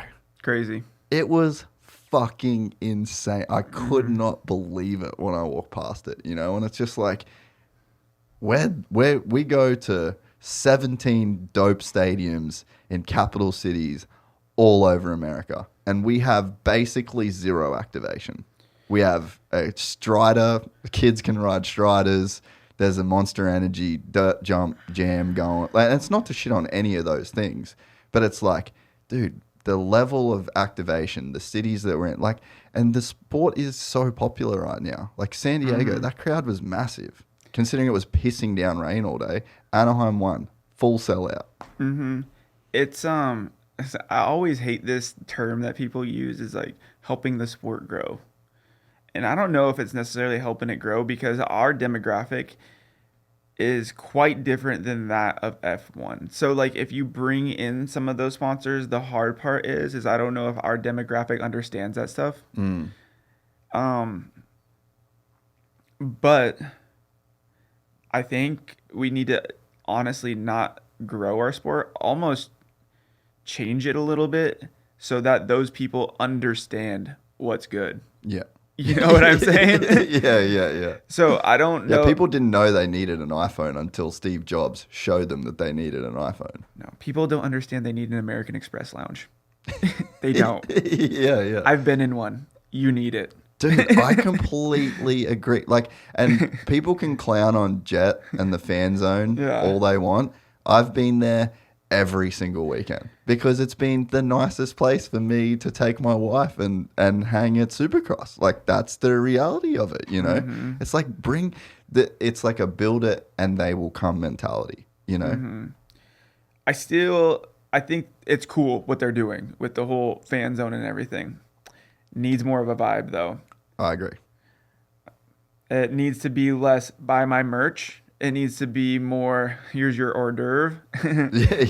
Yeah. And would you like more champagne? Exactly. You know, like it needs to be like that. But that's what I'm saying. You know, I think they're gonna make great money, you know, doing what they do.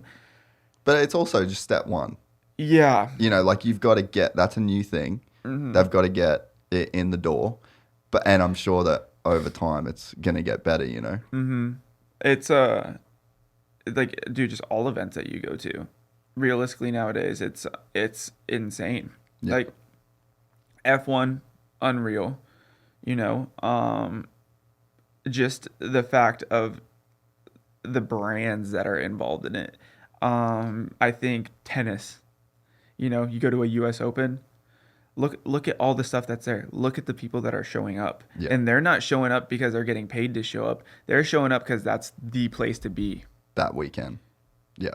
And that's what we need. Yeah. People, and they're not going there. Like, dude, does Justin Bieber really watch every tennis game and know what's going on with tennis? No. There's just a guy popping off that he saw on Complex, you know, that posted. And it's like Tiafo that is probably in like some like Puma collab with a high-end brand, and he's like, that guy's dope. Yeah. So I'm a fan of him. Yeah. And then Justin Bieber's there. It's like a chain that has to happen. Yeah. But you need the freedom to make that stuff happen. Yeah. You know, and our demographic, you know, like it's kind of tough, but with like say Jett and Danger Boy, you're getting that younger demographic of TikToks. Yeah. Which is actually a benefit. I think so too. It's not my era, but it's a benefit, you know. I had a kid come up to me in Jett's thing, and it was like a 11-year-old girl. Yeah, and she was like, "I've seen you on TikTok." And yeah, I was just like, "Well, we've entered that era." But even just the clothes they're wearing and everything like that—that's what needs to happen. And I hope that they get big enough to where they kind of get to muscle their weight around, you know, and they get to change it. I would love to be a part of it, but I don't know if, I don't know. Like I obviously have a clock ticking, you know? Yeah. And I think that, like I said, I feel like I'm old, but I feel young. Yeah. So I feel like, obviously, like personally, like I always want to be cool, you know, like I always want to be cool. But I just want to hopefully be big enough to be able to do that stuff, you know, and be a part of that change a little bit. Yeah. But I guess we'll find out. What else would you like to see changed in the sport? Like, do you have even, you know, like day-to-day stuff as a racer? Like, what if you had a magic wand, what would you do to the sport?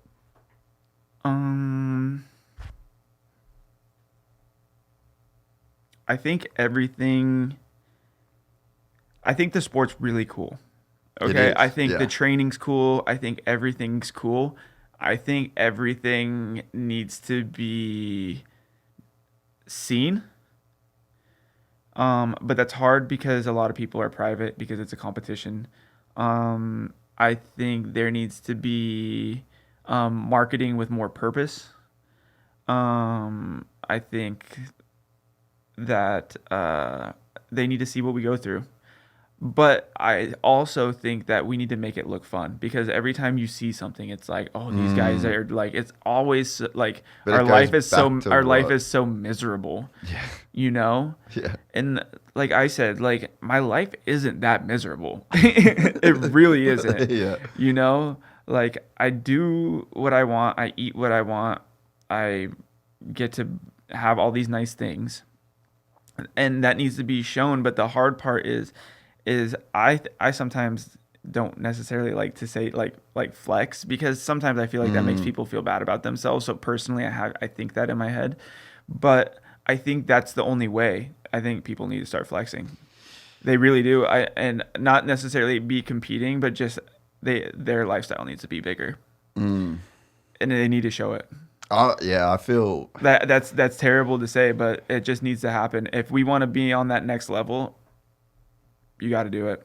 And another thing too is, like, if you go out, whoever you're with, show who you're with. You know, because I've done a lot of cool stuff with a lot of cool people, and no one knows. yeah.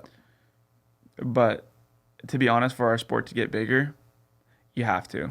You know, Man, I'm conflicted. Like, I think the same thing. but it's tough, because the people that pay our bills are very conservative, and results make money. Yeah. Yeah, and I think I fully agree. Yeah. And, you know, and I think, like, Jett buying a fucking Rolls Royce in Birkenstocks and basketball shorts is iconic as fuck. It And is. I had so many people, like, I got friends in Dubai that they're the crypto dude. Like, they're literally the crypto millionaires that, like, fucking have yachts and drive every car. They're those gnarly motherfuckers, right? All of them hit me up when Jett bought a Rolls Royce. None of them care about motocross or supercross at all. And they all got interested as soon as they saw that. They were like, what the fuck? You can, a 20-year-old kid can buy a Cullinan right now. And I'm like, yeah, bro, he probably makes 200 grand every time he fucking wins. And then he gets a mil, maybe more, every time he wins a championship, and he's won a fuckload of those. Like, the kid's caked. And his brother's doing the same shit. Yeah. And it's like, it's unrelatably relatable. Because everyone wants to be that guy. And that's the American dream, in a sense, is like, you can come here, you can graft, you can make something of yourself, and you can provide a fucking awesome life for your family, for your friends, and you can live good. Like, Yeah. that's what America's about, in a sense, you know? But I totally agree. But it's like a hard thing to, like, I guess almost like accept it, because you just know it's going to be met with so much resistance. Like wearing a Rolex right now. Every time I do the fucking podcast wearing a Rolex, I'm like, are you really that guy? But guess what? Like, I put an order in for this watch knowing it would take 2 years to come in, and I had no money when I did it. And it became, that was a thing for me. You know what I mean? And it's like, I still feel fucking weird about that. But I kind of think you're right. It's the truth. I mean, just even the stuff I've done in the past, it wouldn't make sense. And honestly, if I would, it's hard for me to be a little bit transparent about it, because like I've gone through so many stages in my life that, you know, I've done things that have been probably not, if I would have been honest about it during the time, it would have been a lot of backlash. You know, it would have, and it's not like my head was in the wrong place, but I was still doing my work, you know? I mean, I was living in 2019, I was living in West Hollywood. You know, like, that's not the right place to be. You know? It's a fun place to be. It was a fun place to be. Yeah, it was. Yeah. It really was. You know, but like that, if I would have told people that, then they would have been like, it wouldn't have been gone over well at all. No. So that's the tough part, you know. But I mean, imagine, all right, so let's rewind it back. What year, 2019? What year did you win your championship? 18. Okay. So you go back there, you're living in West Hollywood. Like, imagine I guess like the vibe that creates when the dude with the #1 plate is living in West Hollywood, is doing like just in those circles and around those people. Like that does create a vibe. And it's like that's what people are like. The internet age, like people are very vicarious. Mm-hmm. You know, people like want to live through their heroes. It's if it's done the right way it's aspirational. Like you never want to be the dude that's like just flexing like Floyd Mayweather shit. Like it's corny. But even that is like, would people care to watch Floyd Mayweather fight if he wasn't flexing all of that money? The money team. It's the money, yeah. And it's like that brings people along for the right. Conor McGregor with the Lamborghini yacht, and it's like it is part of your brand. And like I got friends, the friends in Dubai, right? One of them just bought a Urus. He's like, oh, this would just be really good for my Instagram. Yeah. It's like a fucking $400,000 car, and his whole motivation was just like, oh yeah, dude, like I'll make this back off my Instagram. You will. And he did, you know. So it's like it's a weird part of the world. I still feel conflicted about it, but like that shit does help, you know. I feel like that's one thing, like props to Jett in a sense for not, I guess, giving a fuck on that front. And I feel like they're not super flexy though. Like I feel like they don't go crazy hard with that. But I mean, like, good on him for doing that shit. Like some people would never have a photo like that out, and some people would never post the stories driving the Ferraris or whatever. But it's like, no one gave him that shit. Yeah. They had to fucking work and buy it. No one you didn't get given an apartment in West Hollywood for free. Like, you fucking earned that shit. Yeah, it was actually honestly, sometimes like those are the stupid money moves that I've done. I didn't lose money, but. Did you buy or you were just renting? No, I paid like $3.5 million for a crib there, and I was living it. Oh, I fucking love that. But at the time, I was super like kind of conflicted on even where my career was going. As crazy as that sounds, you know, when you do that, when you win championship, you're in that situation. We're human, you know, but yeah, I think that type of stuff is gonna sell. Yeah. You know, I also think it comes with a person who has the confidence to be just like, kind of like, fuck you. Yeah, this is what I'm doing. Like, fuck you. Yeah. Oh, you're in Marietta? Well, fuck you. I'm right here. And I was nervous to do that. Yeah. You know? Yeah. So like, I get it. But then at the same time, I feel like that could bite you in the ass really bad. Because our sport's so gnarly. Yeah. I mean, as like say UFC and stuff like that, the guys who have money, yeah, they flex it. But I think UFC is gnarly. But their training before it is only a stint for one fight. Yeah, yeah. It's like we're maintaining 31 weekends a year. Yeah. And we destroy our bodies. You know, we're doing blood work to make sure our bodies can sustain.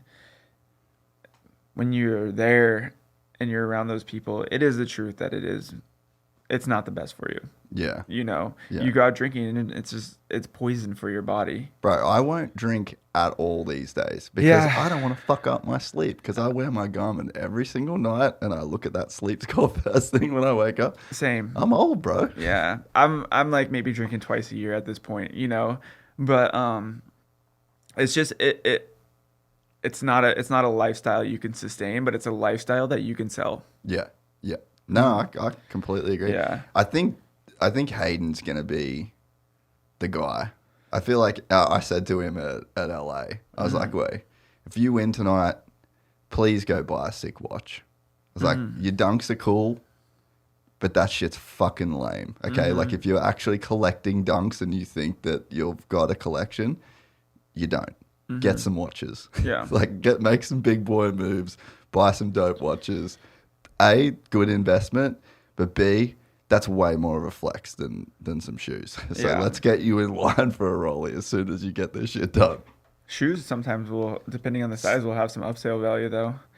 But watches are cool. I don't have any watches. Yeah, you never bought watches? Never been into watches. Really? I'd say like, yeah, for the most part, like Homes and clothes. Yeah. I bought really big homes and spent some money on clothes. Yeah. But you wouldn't even notice it though. Yeah. Like the way I don't think that like even the stuff that I wear, like even if you saw me walking through the pits, you wouldn't even. It's just the same stuff that I would always wear. Yeah. But yeah, it's honestly, and then I spent a lot of money on just having fun.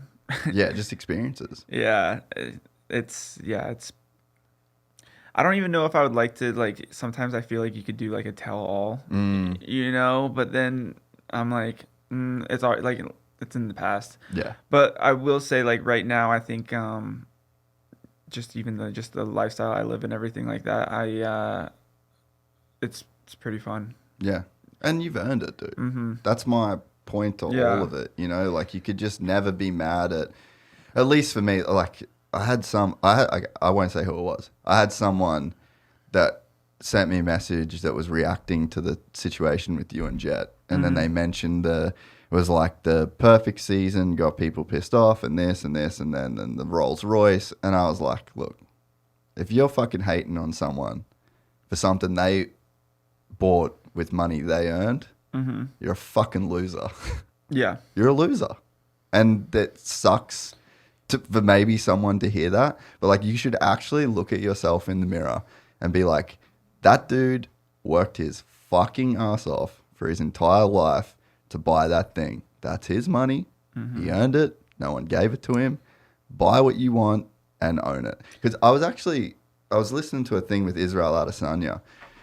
He bought a McLaren after he won his first title fight, and he drove it to the gym one day, and one of the people in his camp like literally made a shitty comment about the McLaren, and he was like, that twisted me up worse than anything I've ever been through, like comment wise, on the internet, media, journal, anything. He said like that comment there fucked me up, and he said he didn't drive it for like 3 months. I'm like, that is heartbreaking, you know, because it's like you bleed for shit. And sometimes like the fuck my watch, man, it was like I was in Melbourne, there was a fucking Rolex store right across the road. I knew it was a 2-year wait. I was broke as fuck, and I was like, I'm giving myself to you. And it's not a big deal, but like that to me, like it meant something. I worked for it. The guy called me, and I had like just enough in the. I thought I was gonna basically have to like tell this dude like, oh, I'm sorry, I can't afford it. I ended up making it happen, but it was like that was a fucking big deal, you know. And it's like to have any kind of feelings go in a negative way because of that, like that fucking sucks. Like when you worked for that shit. Yeah, I agree. It's dude, it's a tough thing. Just like I would say just in society right now is if you do flex it, you feel like people are going to feel bad about themselves or whatever. But for me, everything that I have, no one's given up as much as me. You know what I'm saying? In the grand scheme of things, like, yeah, maybe I went there and I was an idiot for a little bit. But when I was there, I was still up at 5 a.m. Training. You know, it's not like I was not doing what I needed to do. Yeah, I was having fun, but like, there's not a day that went by that I woke up with the purpose of not trying to be better at what I do. You know? And I know for every kid that is racing right now, everyone's given up everything that they have, and they've done it since they were 7 years old. Yeah. So anything that they want to buy with their money or whatever, that's up to them. Every fucker I race has worked hard for what they got. Yeah. So it's a lot of people say that we're spoiled, you know, and I'm like, dude, I hate to say this, you couldn't live a day in my shoes. You couldn't. Yeah. Like the mental capacity that it takes to do what we do. Like sometimes I come home and my wife's trying to have a conversation with me, and I'm trying so hard to get out of my problem solving brain, dude, when I'm at the track. Yeah. You know, and it's so unfair to her, and people don't see that. You know, they don't see actually the mental strain that we go through on a everyday basis. And I know like all those kids that are coming up, it's getting worse now because you got so many opinions from everywhere. So you're adding all of this. Dude, when I went pro, you didn't have social media. I thought Instagram was a photo editing app. It's the only reason I downloaded it. You know? You were trying to just chuck some sepia on that shit. Yeah, I was trying to just throw up the contrast a little bit. But like I didn't start, and I would say about like 2020, 2019 is when it got toxic. And I say right now for a kid coming up, making mistakes, like Jett, letting their character break, it's tough on them. Yeah. Oh yeah, dude. You know? I completely agree, and it's like it's one of those things that it sort of is. It is like an ego death you kind of go through in a sense. Like I've had a couple doing this. Yeah. Like heavy, where I would just had the. You delete your Instagram app? I've never done that. I've never deleted my account. I delete my Instagram. No, you don't app. delete your account. Yeah. That's crazy. No. The app goes a lot of times, but just some comments hit, and I'm like, fuck, they're right. Yeah, I know. Like they're fully right. They fully nailed it, and you have to stare yourself in the face and be completely honest with how much of a fucking loser you were in that moment, you know? And like, that's Jett would be having that week of just looking at himself through the lens of fucking 5,000 people that commented. But it's like a blessing and a curse in a sense, because like you get to adjust in real time. Like if you take it on the right way, like someone might have been listening to this that when I said, if you think like that, you're a loser. Yeah. They just might not have ever had the perspective. Like you could see that as a negative and make it feel bad about themselves. But on the exact same side of the opposite side of that coin, you can go like, damn, I could have that too. I'm not going to be, in my case, I was never going to be a professional motocross racer, but I can be inspired by those people to work my fucking ass off every single day, and I can find my thing, and I can get my bag, and I can reach my potential.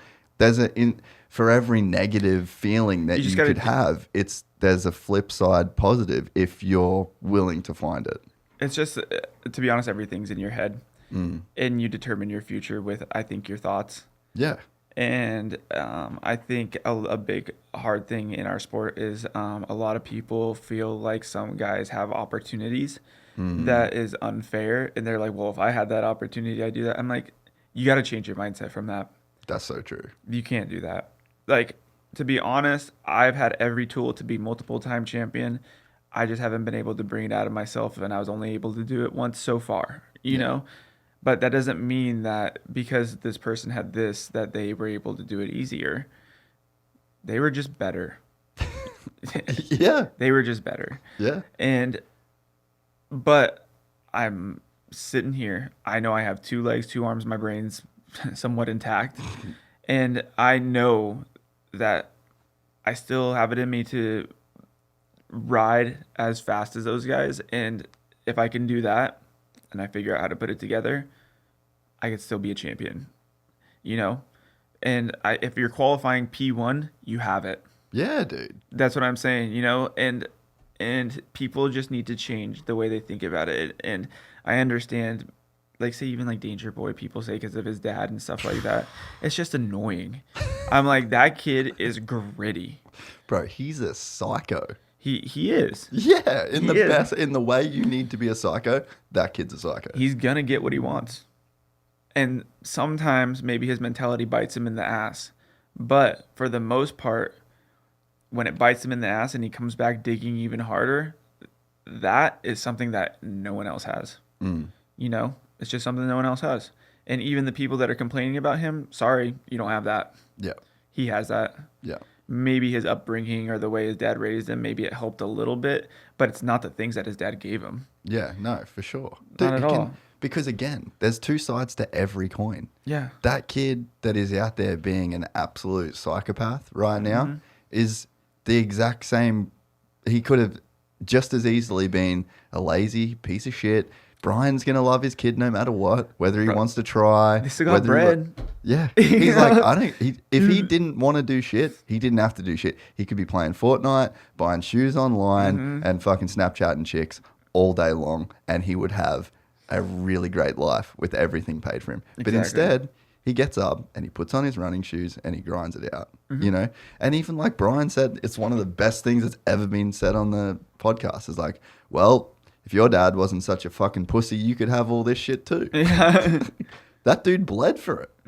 No, but he did crazy shit to get what he has. And you just can't hate on any of it. You can not agree with their approach to things. You could not want to have a camera around you your entire life. Like, that's all fine. 100%. But you could never take away the shit that they did to get what they got. And Haiden falls square in that category too, you know? 100%. It's just is what it is. And I think people like that bother me because I'm like, your mindset's whack. Whack. And like, there's probably dudes on the start line heavily affected by that shit. I just don't have enough time to go around to these Instagram armies and just comment whack, whack, whack. Dude, that's what, when I saw Faulkner's shit on your post, I commented, I wrote, how did you wind up taking the biggest L out of this situation? I know, bro? poor guy. I'm like, dude, come on, we can't be doing that. I know. But, yeah. I think Deegan could be the kid that does Jett's flexing, but I feel like Deegan could really, like, he won't give a fuck. Have you ever been to their house in Temecula? A long time ago. That's where that kid grew up. Like, his life was a flex from day one. He ain't gonna feel bad about that shit. Yeah, it's, to be honest, the hard part is they gotta stay doing what they're doing. They gotta flex, and if they're going to start hanging out with people, they got to understand that that's not their life, but they can hang out with them and not do what they're doing, but still just hang out with them and be there. Yeah. Is that the lessons you learned in LA? What? That you can be around the people, but you can't do what the people are doing. Yeah. I've been in those situations. Yep. It is. Yeah, I mean, I made it out. It's just you're a young kid. You don't get to do those opportunities because you're busy grinding, figuring out what you want to do, and then you get put in those situations, and you know it's a sink or swim thing because it could easily be very toxic, or you can flex it. You can make more money. Yeah, and figure out how to use it to your advantage, and I think that's what will separate, top dogs, especially in media, marketing, all that stuff. I think that's something that'll keep them making some bread. That's for sure. Yeah. Making some money. Yeah. Who else do you see? Like, do we have anyone coming up, like, other than Deegs and Jett? Like, do you think it's going to, in the next, like, let's say 5 years, it's just going to be those two boys, or do you see anyone else? Because it's hard to have superstars, man. It's tough because it's so hard. It's because I think that the style of people that are like in those circles are not what we breed. It's tough. Danger Boy grew up in Temecula. He's bred that way. Yeah, he is. Jett, I think he has missed opportunities, if I'm being honest. In what way? Just I think in the sense of like I think that they are gonna stay very core in their circle. You know? Yeah. I think they're gonna stay very core in their circle, and I think that the only people that he's ever gonna be around is Red Bull athletes. Yeah. He might be around, Max Verstappen. Yeah, Max is playing fucking sim on his plane. Yeah, but that's their circle. Yeah. I don't think it's gonna Marquez. You know what I'm saying? Like that's as far as they're gonna go outside their circle. Honda athletes and Red Bull athletes. Yeah. I think Danger Boy is gonna be a person who's like popping out and doing like. It might be, it'd be funny if he got in trouble. Yeah, it would be. He could handle it too. Like, I think that There's definitely too. There's like personality types that can handle certain things, and there's some like just dude. I'm a fucking stan of Haiden, and I'll just say it. Like just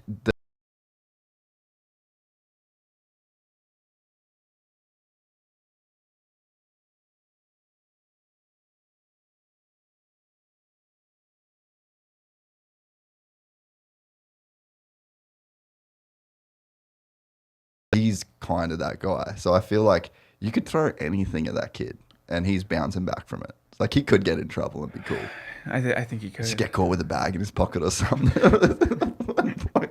I might cut that bit out. It could happen. Yeah. Honestly, I'm like, that type of stuff would be funny. That would end him, that one. But if he got caught, like, I don't know if this could go in there, but like, I hate to say it, but like a DUI, Yeah. like a funny one. That funny DUI. You know what I'm saying? Like, there's this video of Marshawn Lynch where he's like drunk in his car and the cop tells him to get out and he's just fucked up and he's like funny though. And Marshawn Lynch bounced back. You know what I'm saying? Yeah. Antonio Brown bounced back, but he's just fucked it up way too much now. Oh yeah, he went way deep. But that's the stuff. Kobe fucked up. Mike Tyson, they fucked it all up. But they bounced back, but our sport wouldn't allow them to bounce back. Yeah, but I mean, I think about this, right? Like, let's say I said some fucked up shit and got cancelled.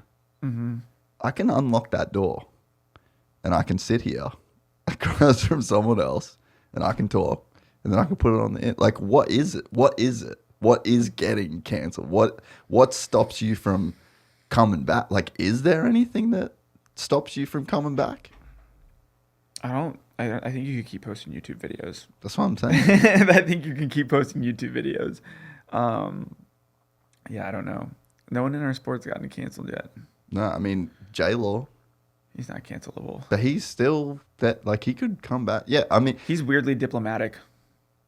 He is like in his arguments and stuff like that. Like it's weird to me. Like sometimes how like he will be kind of the voice of reason, and you're like, you would think that's not him, but it's kind of him, and it's kind of like you understand like it, you know. But you're like, okay, you're a wild card, but you're diplomatic, but you're not talking to people, but you're witty, speaking on everything, but like very witty with it. Yeah. You know, oh, he's a smart motherfucker. the craziest are the smartest. Have you been around him much? Just when I was younger, like I would see him here and there, but I don't know Jason like at all. Yeah. You know, like he will hit me up on Instagram randomly, but I'm not the best at replying on Instagram or anything like that. So, but I've always thought he was cool. I always like supported his style and what he brought. Yeah. And he was that. Yeah. What we're talking about. Yeah. But Dude, and he was a star, bro. A star. I just don't think it was sustainable. Yeah, he was like really living it. You know what I mean? And it's like, But he wasn't living it in the sense of like buying nice things or buying no. cars. He was going fucking hard. Yeah, He was going hard as it gets. Yeah. And it's like, that's not sustainable. Partying every now and again, fucking some runway chicks and posting about it, or getting a DUI, falling asleep at a steering wheel in your driveway. Like, you know, there's definitely, it creates a, you know, it creates like a redemption arc too. Yeah. You know, like, and people will hate you in the moment that it happens, but they're gonna cheer for you when you turn your life back around, because everyone can relate. Like, everyone's fucked up in their life. Like, not a lot of people just fuck up on the scale and on camera. The hard part is we have to project that we have a perfect life all the time. You have to project that you have everything together. You have to, because as soon as you don't project that, it's like it's a risk of investment for your sponsors. Yeah. You know what I'm saying? And that's something that is a bad look. And then next thing you know, everyone in the team is talking about like, yeah, like he's like maybe focusing on the wrong things or things like that. So it's hard to maintain both, and so we have to act like we have a perfect life. Do you think No one's perfect though. No, dude. We all got shit going on, and we all have demons that we fight, and we all deep down inside want to fuck off. You know, we do, but we're not allowed to. So that's where it's kind of tough. And do you ever think about your competitors in that sense? Like, because I think from the outside looking in, people would think like you don't want to give anything away to your competitors. Like, how so? Like, show vulnerability or show like the not perfect life. I think a lot of people on the outside would be like, oh yeah, but he would never want Chase Sexton to know that he's had a bad day. But like, I just don't know that really crosses your mind as much as it's like the sponsors and like the people paying the bills, essentially. Like, that's the people who you care about. The people I race, I don't care what they think by any means. But I think people think you would though. Like, oh, I wouldn't want to give him any. But the people paying my bills, though, I respect them. I do. And I think that's why they respect me. You know? So, yeah, I don't want them to think that anything is... If I'm having a bad day, there's a reason for it, and I'll tell them the reason. You know, if I'm having a bad day and I see Chase or something and they annoy me, I'll tell them to fuck off. You know, but I don't give a fuck what they think. You know? Well, I genuinely think that that's the thing people think you guys are thinking about. But I don't ever see it. And at the end of the day, I just don't think that there's like the results on the weekend are almost already written.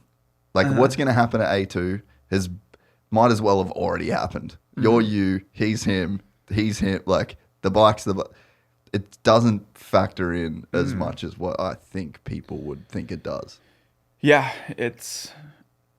I mean, the beginning of this season is a little different than I expected it to be as far as even just the front runners.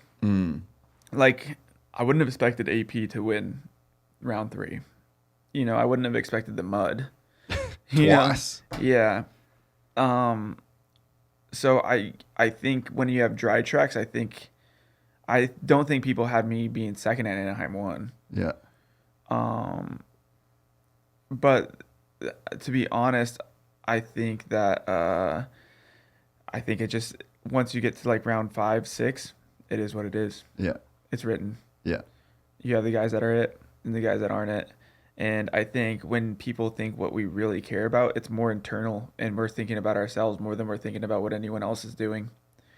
And all of us, I guarantee you, are self-conscious. 100%. Yeah. And if you aren't, you're crazy. And the reason we're nervous is for failure. You know? But I think if you understand that that's just an emotion, it's just an emotion. It doesn't really mean anything. You know, so I think that what people think we think about is not anywhere close to what we think about. Sometimes we're scared. It's the truth, you know. Like, sometimes I think a lot of guys are scared. What do you think is the scariest thing? Failure? Failures before injury. Yeah. Injury's the worst? Injury second. Okay. Failures first. Yeah. Injury you don't give a fuck about until it happens. Yes. Yeah.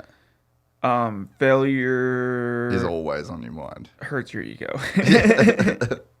But then you get older and you do get this understanding, and you have enough data that shows that as long as you keep pushing and you keep working hard, that success will come, because luckily I'm a person of talent that has always had success breakthrough because of hard work. So I've never stressed it. Yeah. So I've stressed failure on that night, but I know out of 4 rounds, I'm a podium, one of them, you know, and I know that I'm confident that that's me, you know, and I'm confident that I'm going to qualify P1 a certain amount of nights, and I'm going to have tracks where I'm definitely going to be fighting for a win. you know? And I know that if I keep working hard, some seasons I'm going to be on a sick one and I'm going to be able to like knock off some wins. Yeah. And I believe I'll be that person till I'm 33. Yeah. That's the number in my head. Yeah. But then even after that, I still want to keep racing, riding, and I don't want to stop. I think I've been thinking about this more and more lately, right? Because as far as my life goes, I'm about as objectively happy as I think I could be. Mm-hmm. You know, like I don't want anything right now, that's a weird place to be in life in a sense. But in those moments where I'm living a life that I love and I don't necessarily want anything, I'm not happy all the time. Like I'll be just sitting internally. I'm not just like this happy-go-lucky, you know. And then you can let it's those in between moments in your life that like that's where the internal, the doubt, the self-consciousness, all that shit comes in. But it's like literally going back to what you said of just like there's a process. Like I have been this guy. I have these patterns over this time scale. And it's like the most cliche thing to say, but it's like you just trust the process. Mm-hmm. And it's like, and then if you can catch yourself in those moments of doubt and those moments of insecurity and like pull back and do exactly what you said, like that, I love the way you said that. It's like, I'm going to podium one out of 4 races. Historically, this has happened. It's data. You know, and it's like if you can catch yourself in the moment, whenever that shit, even when you're living the fucking best version of your life that you've ever lived, it's not guaranteed that you're never going to have those thoughts or you're not going to have to deal with that shit. But it's like, it's going to the data, like you said, that can kind of bring you out of that. Mm-hmm. And honestly, I'm big on that. And I think that's a big reason that I feel like I'm a big asset to a lot of these brands is because I feel like as far as data goes, I'm actually fucking that's all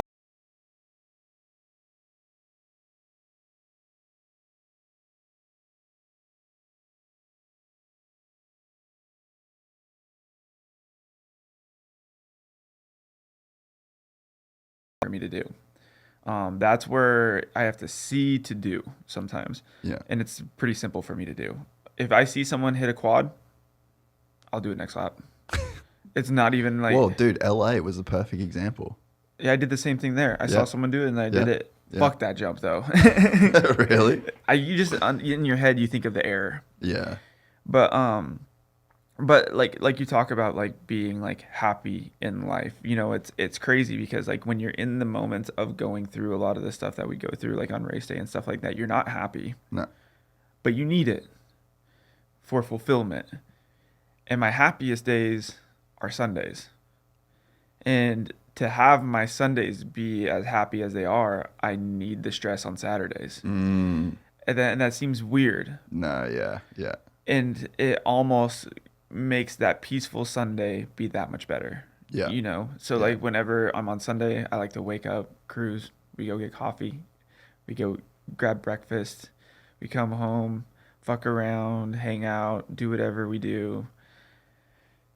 Maybe just get the munchies, just chill and watch the TV, or, you know, we get dinner plans, and then I feel like when I wake up on Monday morning, the chaos starts again. Yeah, and it's time to go. Mm-hmm. Yeah. But I always think there's something in that in life. It's like, how good does your bed feel when you have the shittiest flying day? It's 24 hours. You're supposed to be home like 12 hours ago, but when you get in bed, how good do you sleep? Orgasmic. And everything, like it's insane. Yeah. And I think you need that to have those moments. Yeah. You know? And then I think you also need the shitty nights to appreciate what the good nights are. Yeah. Lucky for me, I've had good nights to give me the data that I know all the shitty nights that I'm going through that I could keep striving. That's so true. I could keep striving and I know that it's going to come out the other side. And in our sport, not many people have that. Yeah.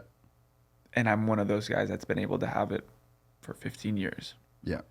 And that's a good feeling, but I still am greedy and want more, you know? But it's just, yeah.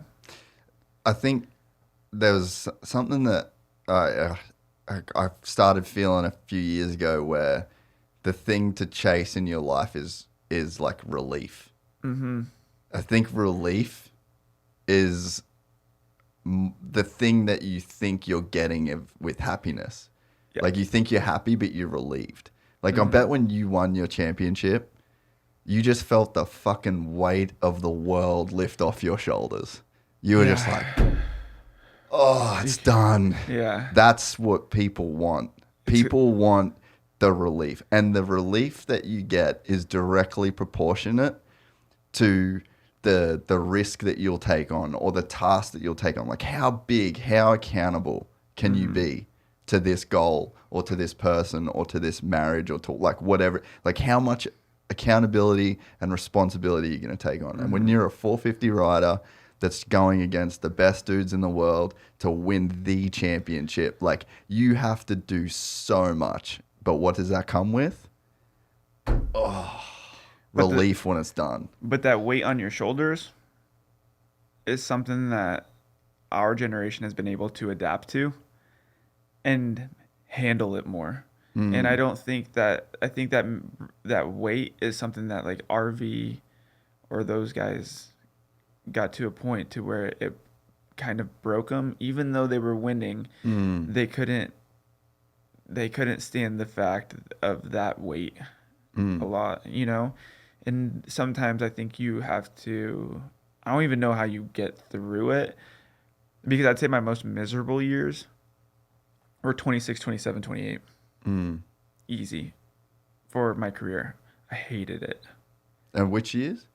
Ages 26, 27. Ages. 20, yeah. I hated it. I think dude, honestly though, like I think your brain changes at like 29, 30. Like I think you just change as a person. Yeah, I think my life changed a little bit. I think I met my wife. And yeah, I do think your brain changes, you know. But again, that's probably with more data though too, right? Yeah. Yeah. It's you start when you get older, I think you make things more simple. You know. And you learn to take the bad days way less bad. You know, like in San Francisco, I had a terrible night. Went over the bars in the first corner. That was hectic. It was insane, dude. I didn't even know what the fuck happened. But then after the race, I've worked with Brock, but I have a new guy that's helping me out. His name's John Wessling. Yeah. And he was tripping because like after the race, we just went in like hung out at the like hotel lobby, just chilled. But I have stopped carrying that weight on my shoulders after that. And he has only worked with guys that have carried that weight on their shoulders nonstop, you know? And I haven't always been like that. Yeah. You know? But I think as I get older, what can you do? Yeah. It's done. It's done. Yeah. You know, I'm chilling with my daughter, my wife, homies. Yeah. That's all you got. Yeah. In that moment, the race don't fucking matter. The chicken wings do. But it's like, it's paradoxical in the sense that you give that vibe that it's done, it sends the opposite message. Like you don't give a fuck. Yeah. And so. But I do. I look at, so Christian Craig, I've said it before, so I like feel fine to say it again now, but like I look at Christian Craig and like even talking to him, doing the podcast, like watching his vlogs, like all that shit. I'm like, bro, you're trying to send the message that you care that you suck tonight. And it's this cycle that you then start like, it's like thinking and feeling and thinking and feeling. And you end up being on the ride. And it's like you're projecting this upset, pissed off. I'm so disappointed. I'm so sorry, God. I know I got to. And it's like you're doing that to show that you care. You don't have to. But yeah, like it's all good. Like you're at, and there's like, I think about everything in life as like, what's the point of diminishing returns? Where does caring start to do the opposite to what I want it to do? Well, like you said, like you, what you think we care about other riders' opinions when you care about like your bosses, I care about my results, but if they're bad, I do. But I have been in a place to where it's almost, I've seen people have an act, Yeah. to where they're like, it's almost like they got to sell themselves, and it's not true, honest feeling. And I've been miserable after the race because it's true, honest feeling, and it's actually miserable. Yeah. Yeah. Yeah. And then let's just say when I was working with Bobby, I was too honest. To a fault, to where like sometimes if I didn't give a fuck, I actually didn't give a fuck. I'd get 13th and I didn't give a fuck. Yeah. And he would he'd be like frustrated, like, why don't you give a fuck? Yeah. I was like, I don't know, I just don't. I feel like he'll respect you forever for that, though. It's just ups and downs that he saw Yeah. me go through, Yeah. like on what I actually cared about in life at that time. And it wasn't that night. Yeah. It wasn't. But I'd be on the podium within 4 rounds. Yeah. Yeah. Just hold that thought, bro. Just give me a few more weekends. But at that time, it wasn't okay to be on the podium once every then. You know? Yeah. It was, and it's not okay right now.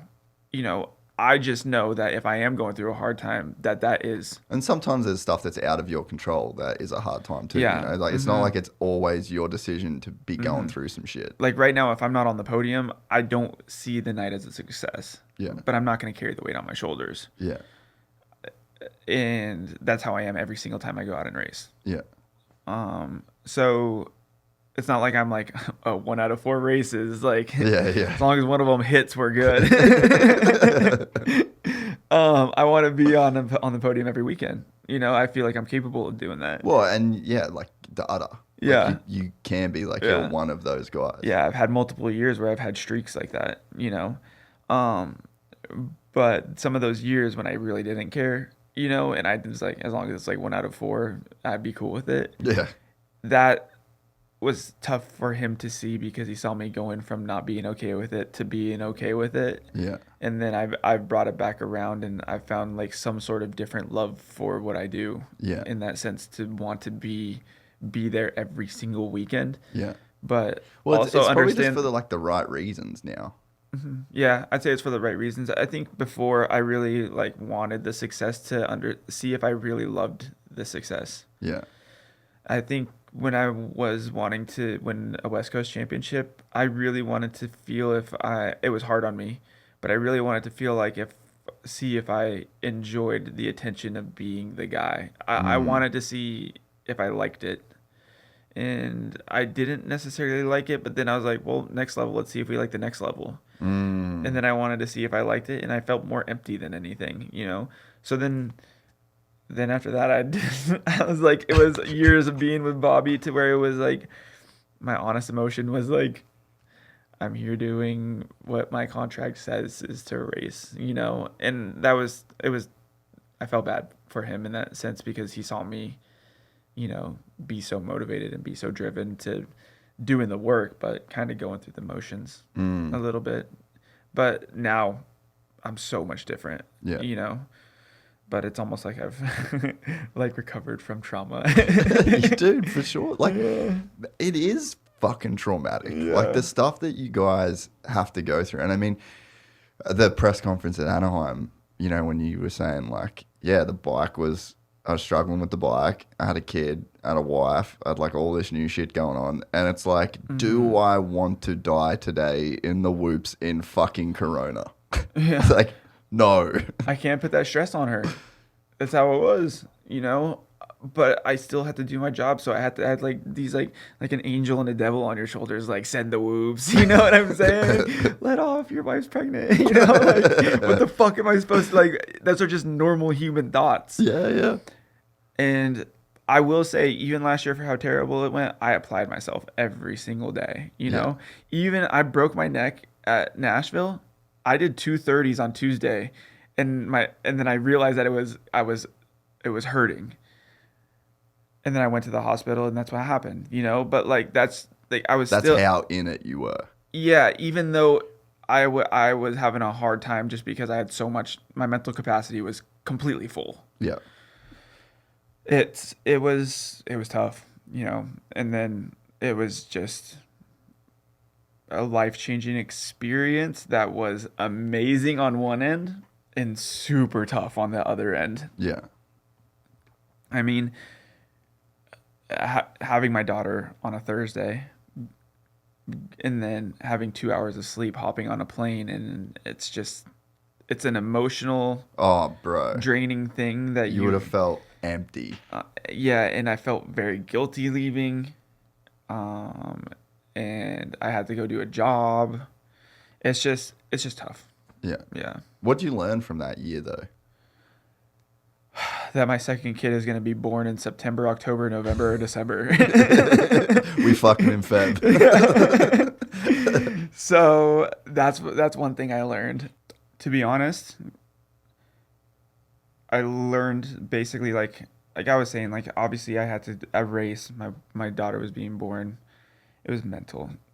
It was just tough on me more so than anything. And I think one thing I learned is for the first time in my life that my family was first before my career. Yeah. That was probably it. And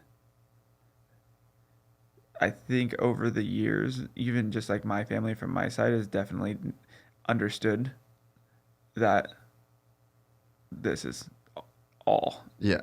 you know, and they're cool with it because I was following my dream. Yeah. Yeah. But with that situation, for sure, I think that's the biggest thing I learned, Yeah. you know, is that when worst comes to worst, that's a 100-year plan, you know, not the 35-year plan. Yeah. Yeah. So. It's funny. I was talking to a friend the other day. He's a racer, and we would talk like he's had some tough years, and he's like going through this process now. And I was like, you know, how's it all going? Blah blah blah. He's like, man, I'm fucking loving it. Like I found the love, I found the groove. I'm in. And I was like, dude, it's sick the position you're in right now because you've got this free pass to just be like the most selfish person. Like everyone backs you. Your parents, wife, everyone's just like, dude, it's you. This is about you. Like do your thing. Like this is your time. Yeah. And it's like, I think when you were talking about sometimes like a guy like RV or Dunge or whatever, like they don't have that perspective in the moment that it's like you've got this free pass to be the world's most selfish person and people are going to like celebrate your selfishness. You can come off the track and tell everyone fuck you and then smile at you. Yeah, and everyone's going to be... That's not a lie. Yeah. No. If you win, you can go up to everyone and just be like, fuck you. And then they'll be like, good job. Like, cool, man. Sweet. Yeah. But that, like, you go through the change of you have a daughter and that just ain't how it is.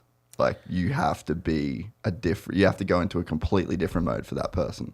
Yeah, I think that was a thought that I had, but not an actual realization that was reality. Does that make sense?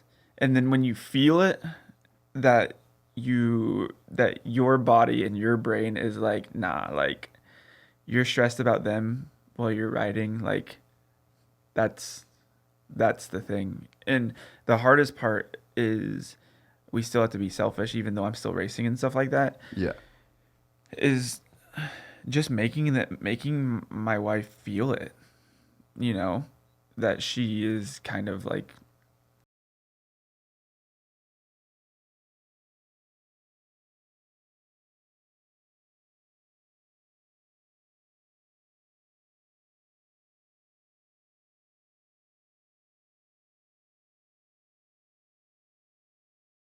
waiting for my reply, and I'll be like, then I'll be scrambling. I'll be like, Yeah, what the John fuck? and fake. Yeah. I do the same shit, bro. And my mind's just like, yeah, that looks great. But I do, she is number one, you know, but I'm like, those times she's like, you fucking dickhead, dude. Yeah. You know, and it's got to be frustrating, you know? Yeah. So, and that's where I think though, like, that's where picking the right person comes into play. You know, to have a person that can understand Like everyone's gonna get shitty in the moment, but like as soon as you zoom out, big picture, they're like, oh, fuck, I get it. You know? Yeah. So it's funny, but it's serious, but it's just, it's just reality. I guess being married. I do it honestly. Have you ever seen This Is 40? The movie? The movie. Oh, who's in it? Jude Apatow is the director, but it's I feel like I've seen it. Knocked Up? Have you seen Knocked Up? The Yeah. family that's in Knocked Up that the girl Katherine Heigl lives with? Yeah. It's like them, the whole family, but This Is 40. Yeah. They're coming out with one This Is 50, but like when I watch This Is 40, I'm like, I get it now. It's so funny to me. But it's it's just growing up and going through what I've gone through and then being where I'm at right now. Next thing you know, I'm gonna have a family, I'm gonna have a daughter. I'm gonna hopefully have a second kid. And that's gonna be, I think that part of my life for myself is some people's reality. It's going to be a very serious, like I got to have a job to get through to make money for my family and support them to go to school. And for me, I did the groundwork. Yeah. And now this shit's going to be funny. And that's honestly, like, I always think of a YouTube channel. My YouTube channel started when my daughter's like 4 or 5, and that shit's gonna be funny. That's what I can't wait for. It's gonna be those are the times that I'm like when I retire that I think is gonna be. I think my social media might pop off a little more. Dude, I'm here for it. I know. So it's gonna be cool. Like I even think like when I'm done and I want to like go make videos or do something like with that. I'm hoping that I could always talk my daughter into like filming it for me. Like even if we go, I ride Kawasaki, but electric vibes coming out, and I'm like, if we go behind the house, I'll be like, Siggy, come on, film daddy being bro. Or even like, dude, she's growing up, and we'll be like a little cooking channel with her, like whipping up some like like really nice mac and cheese or like something like that, I think it'd be fun to do like videos like that and make content around stuff like that. It'd be fun. Yeah, cause you're a dude that I think it's one of the reasons why a lot of people gravitate towards you. Is like even without saying it, I think people just get it that you're like a product of the internet. Like you know what I mean? Like we grew up with like the pure internet before social media. Yeah, with the MySpace top 8. Yeah. Like Napster, like just the hustle to get music on LimeWire. Yeah, dude, for sure. Like just watching the back of a Krusty Demons or Steel Roots video, pausing the thing, writing down the like.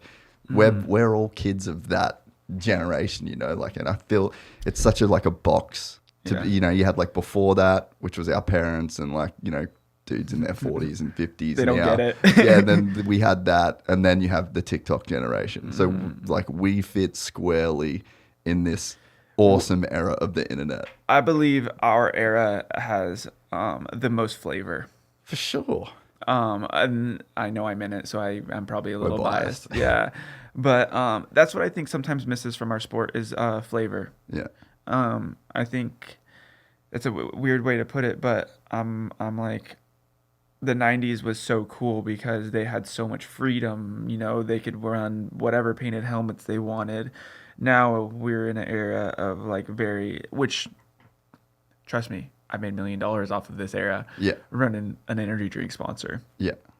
It's perfectly okay with me, but it takes away from the flavor. Yeah. It does. Yeah. And I think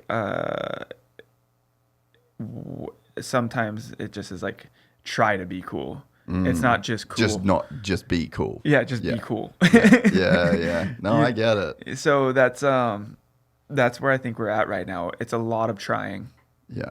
And I think it needs to go back to like just be you. Yeah. Because if you think about it in the 90s or even early 2000s and stuff like that, I think people were just them. Yeah. And now it's like when you watch a vlog or something, That's what I really hated it sometimes being on camera, because I feel like I put on Oh, dude. a character, and Yeah. I hear my voice change, and then it drives me nuts in my head. And I wish that I was sometimes more comfortable just being me, because when I see people just be them, it is one of the best people I think that I've ever met that can be on camera and be themselves all the time is Dean. I knew you were going to say it. He is. Yeah. He's a person that a fan can come up to and feel automatically engaged Yeah. off the rip because he's him. Yeah. And for me, it takes maybe like 1 to 2 days to really hang out with me to be able to get to know me. Yeah. And me give you what is like like funny, Yeah. like Yeah. an enjoyable person, and at the beginning it's like a script, it's like small talk and stuff like that. So but I think if our sport could figure out how to bring that out of people and be able to do that even with like gear and everything like that, it would be cooler. Yeah. Yeah. And I think it's all about the examples, like if you look at who did you look up to? It was Ricky, it was Chad, it was James, in terms of like, maybe not look up to, but who were the role models in the sport? Like who were the dudes that you then had to like replace? And it's just, it got watered down, and then it was like everyone was saying the same thing, and then it's like that then becomes the expectation, and then it becomes the culture. And culture's so underrated. Like all of this is all like this cultural thing, and you want to say like, this is moto, this is the demographic, this is the it's like over time it's just like clay that's been molded, and it's like it can be remolded, but That's what I'm saying. It's like a slow process, and you need certain people to start doing it. I don't think people need to grow the sport. I think it needs to be changed to then attract more other demographics, and I think people that are in it need to be very open-minded. And the thing is people making the money, why would they change it? Yeah. They're making enough money, so that's what I'm saying. Like, yeah, you're right. I think the clay needs to be remolded with the same clay. Yeah. Yeah. But remolded. Yeah. Yeah, and I think it's funny, like after the pod, I like talked at RV for like 10 minutes, like just, this is why, this is it. And he was like, huh. I'm like, yeah, there's no incentive. Like there's no incentive for it to change. Everyone that's making money is making money. Like the people at the top are they just want to keep, it's like a system. A system's goal is just to stay being a system. Even you look at politics, Republican, Democrat, who gives a fuck? As long as it stays the same, we'll win this year, you'll win in 4 years' time, then 4 years. Who gives a fuck? As long as it stays, we've all figured out how to make our clip. As long as it stays the way it is, then we're all good. But even for me, like, not to be, even if I helped change it, I'm not even going to reap the benefits of it. So I'm like, cool, like have fun, you're welcome. So I'm like, for me, there's no reason to, besides just being, I guess, passionate about it. Like, I make good money, but to make it changed for them to make more money, I'm gonna get nothing out of it. Yeah.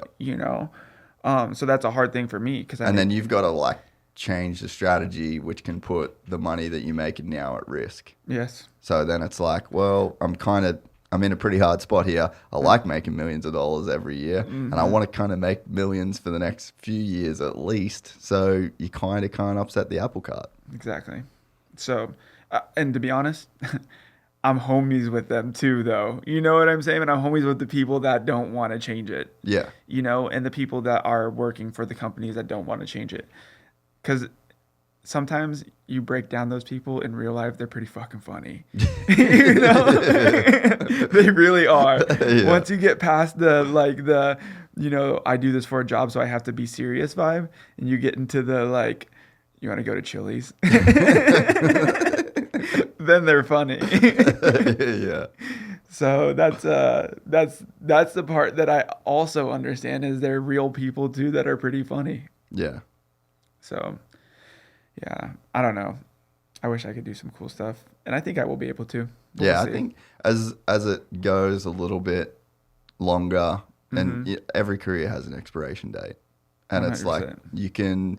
you'll know when you're getting close to the end. Maybe you can take some risks. Maybe you can step a little bit outside the box or remold the clay in the way that you'd want. But I think no matter what, dude, like you're gonna leave a crazy mark on this sport. Like I think you've already done so much for the current generation and the next generations because people see what you do, people see the style, and people love what you do. Stillfried.org. .org. Hit me up. Well, let's wrap this thing up. Yep. I appreciate it. Yeah. I genuinely appreciate you as a dude, and I genuinely appreciate that you would like give me the opportunity to chat. I know you don't talk to too many people, so We shoot the shit though. It's fun. yeah, it's good. Yeah, and for me, it's just talking is easier than how'd you do tonight. Yeah. So I had fun. Yeah, and you know that you're always welcome. Yeah. Yeah, like anytime. So Perfect. appreciate you, brother. Thank you. See you day 2. Later. Thanks, dog. No stress. We're excited to announce the launch of our new membership site, gypsytales.com, packed with exclusive content and perks that you won't find anywhere else. This is your chance to become a part of the Gypsy Gang. And as a special bonus, if you sign up to an annual membership, you'll be entered into the draw to win our custom-built TC125. Gypsy Gang.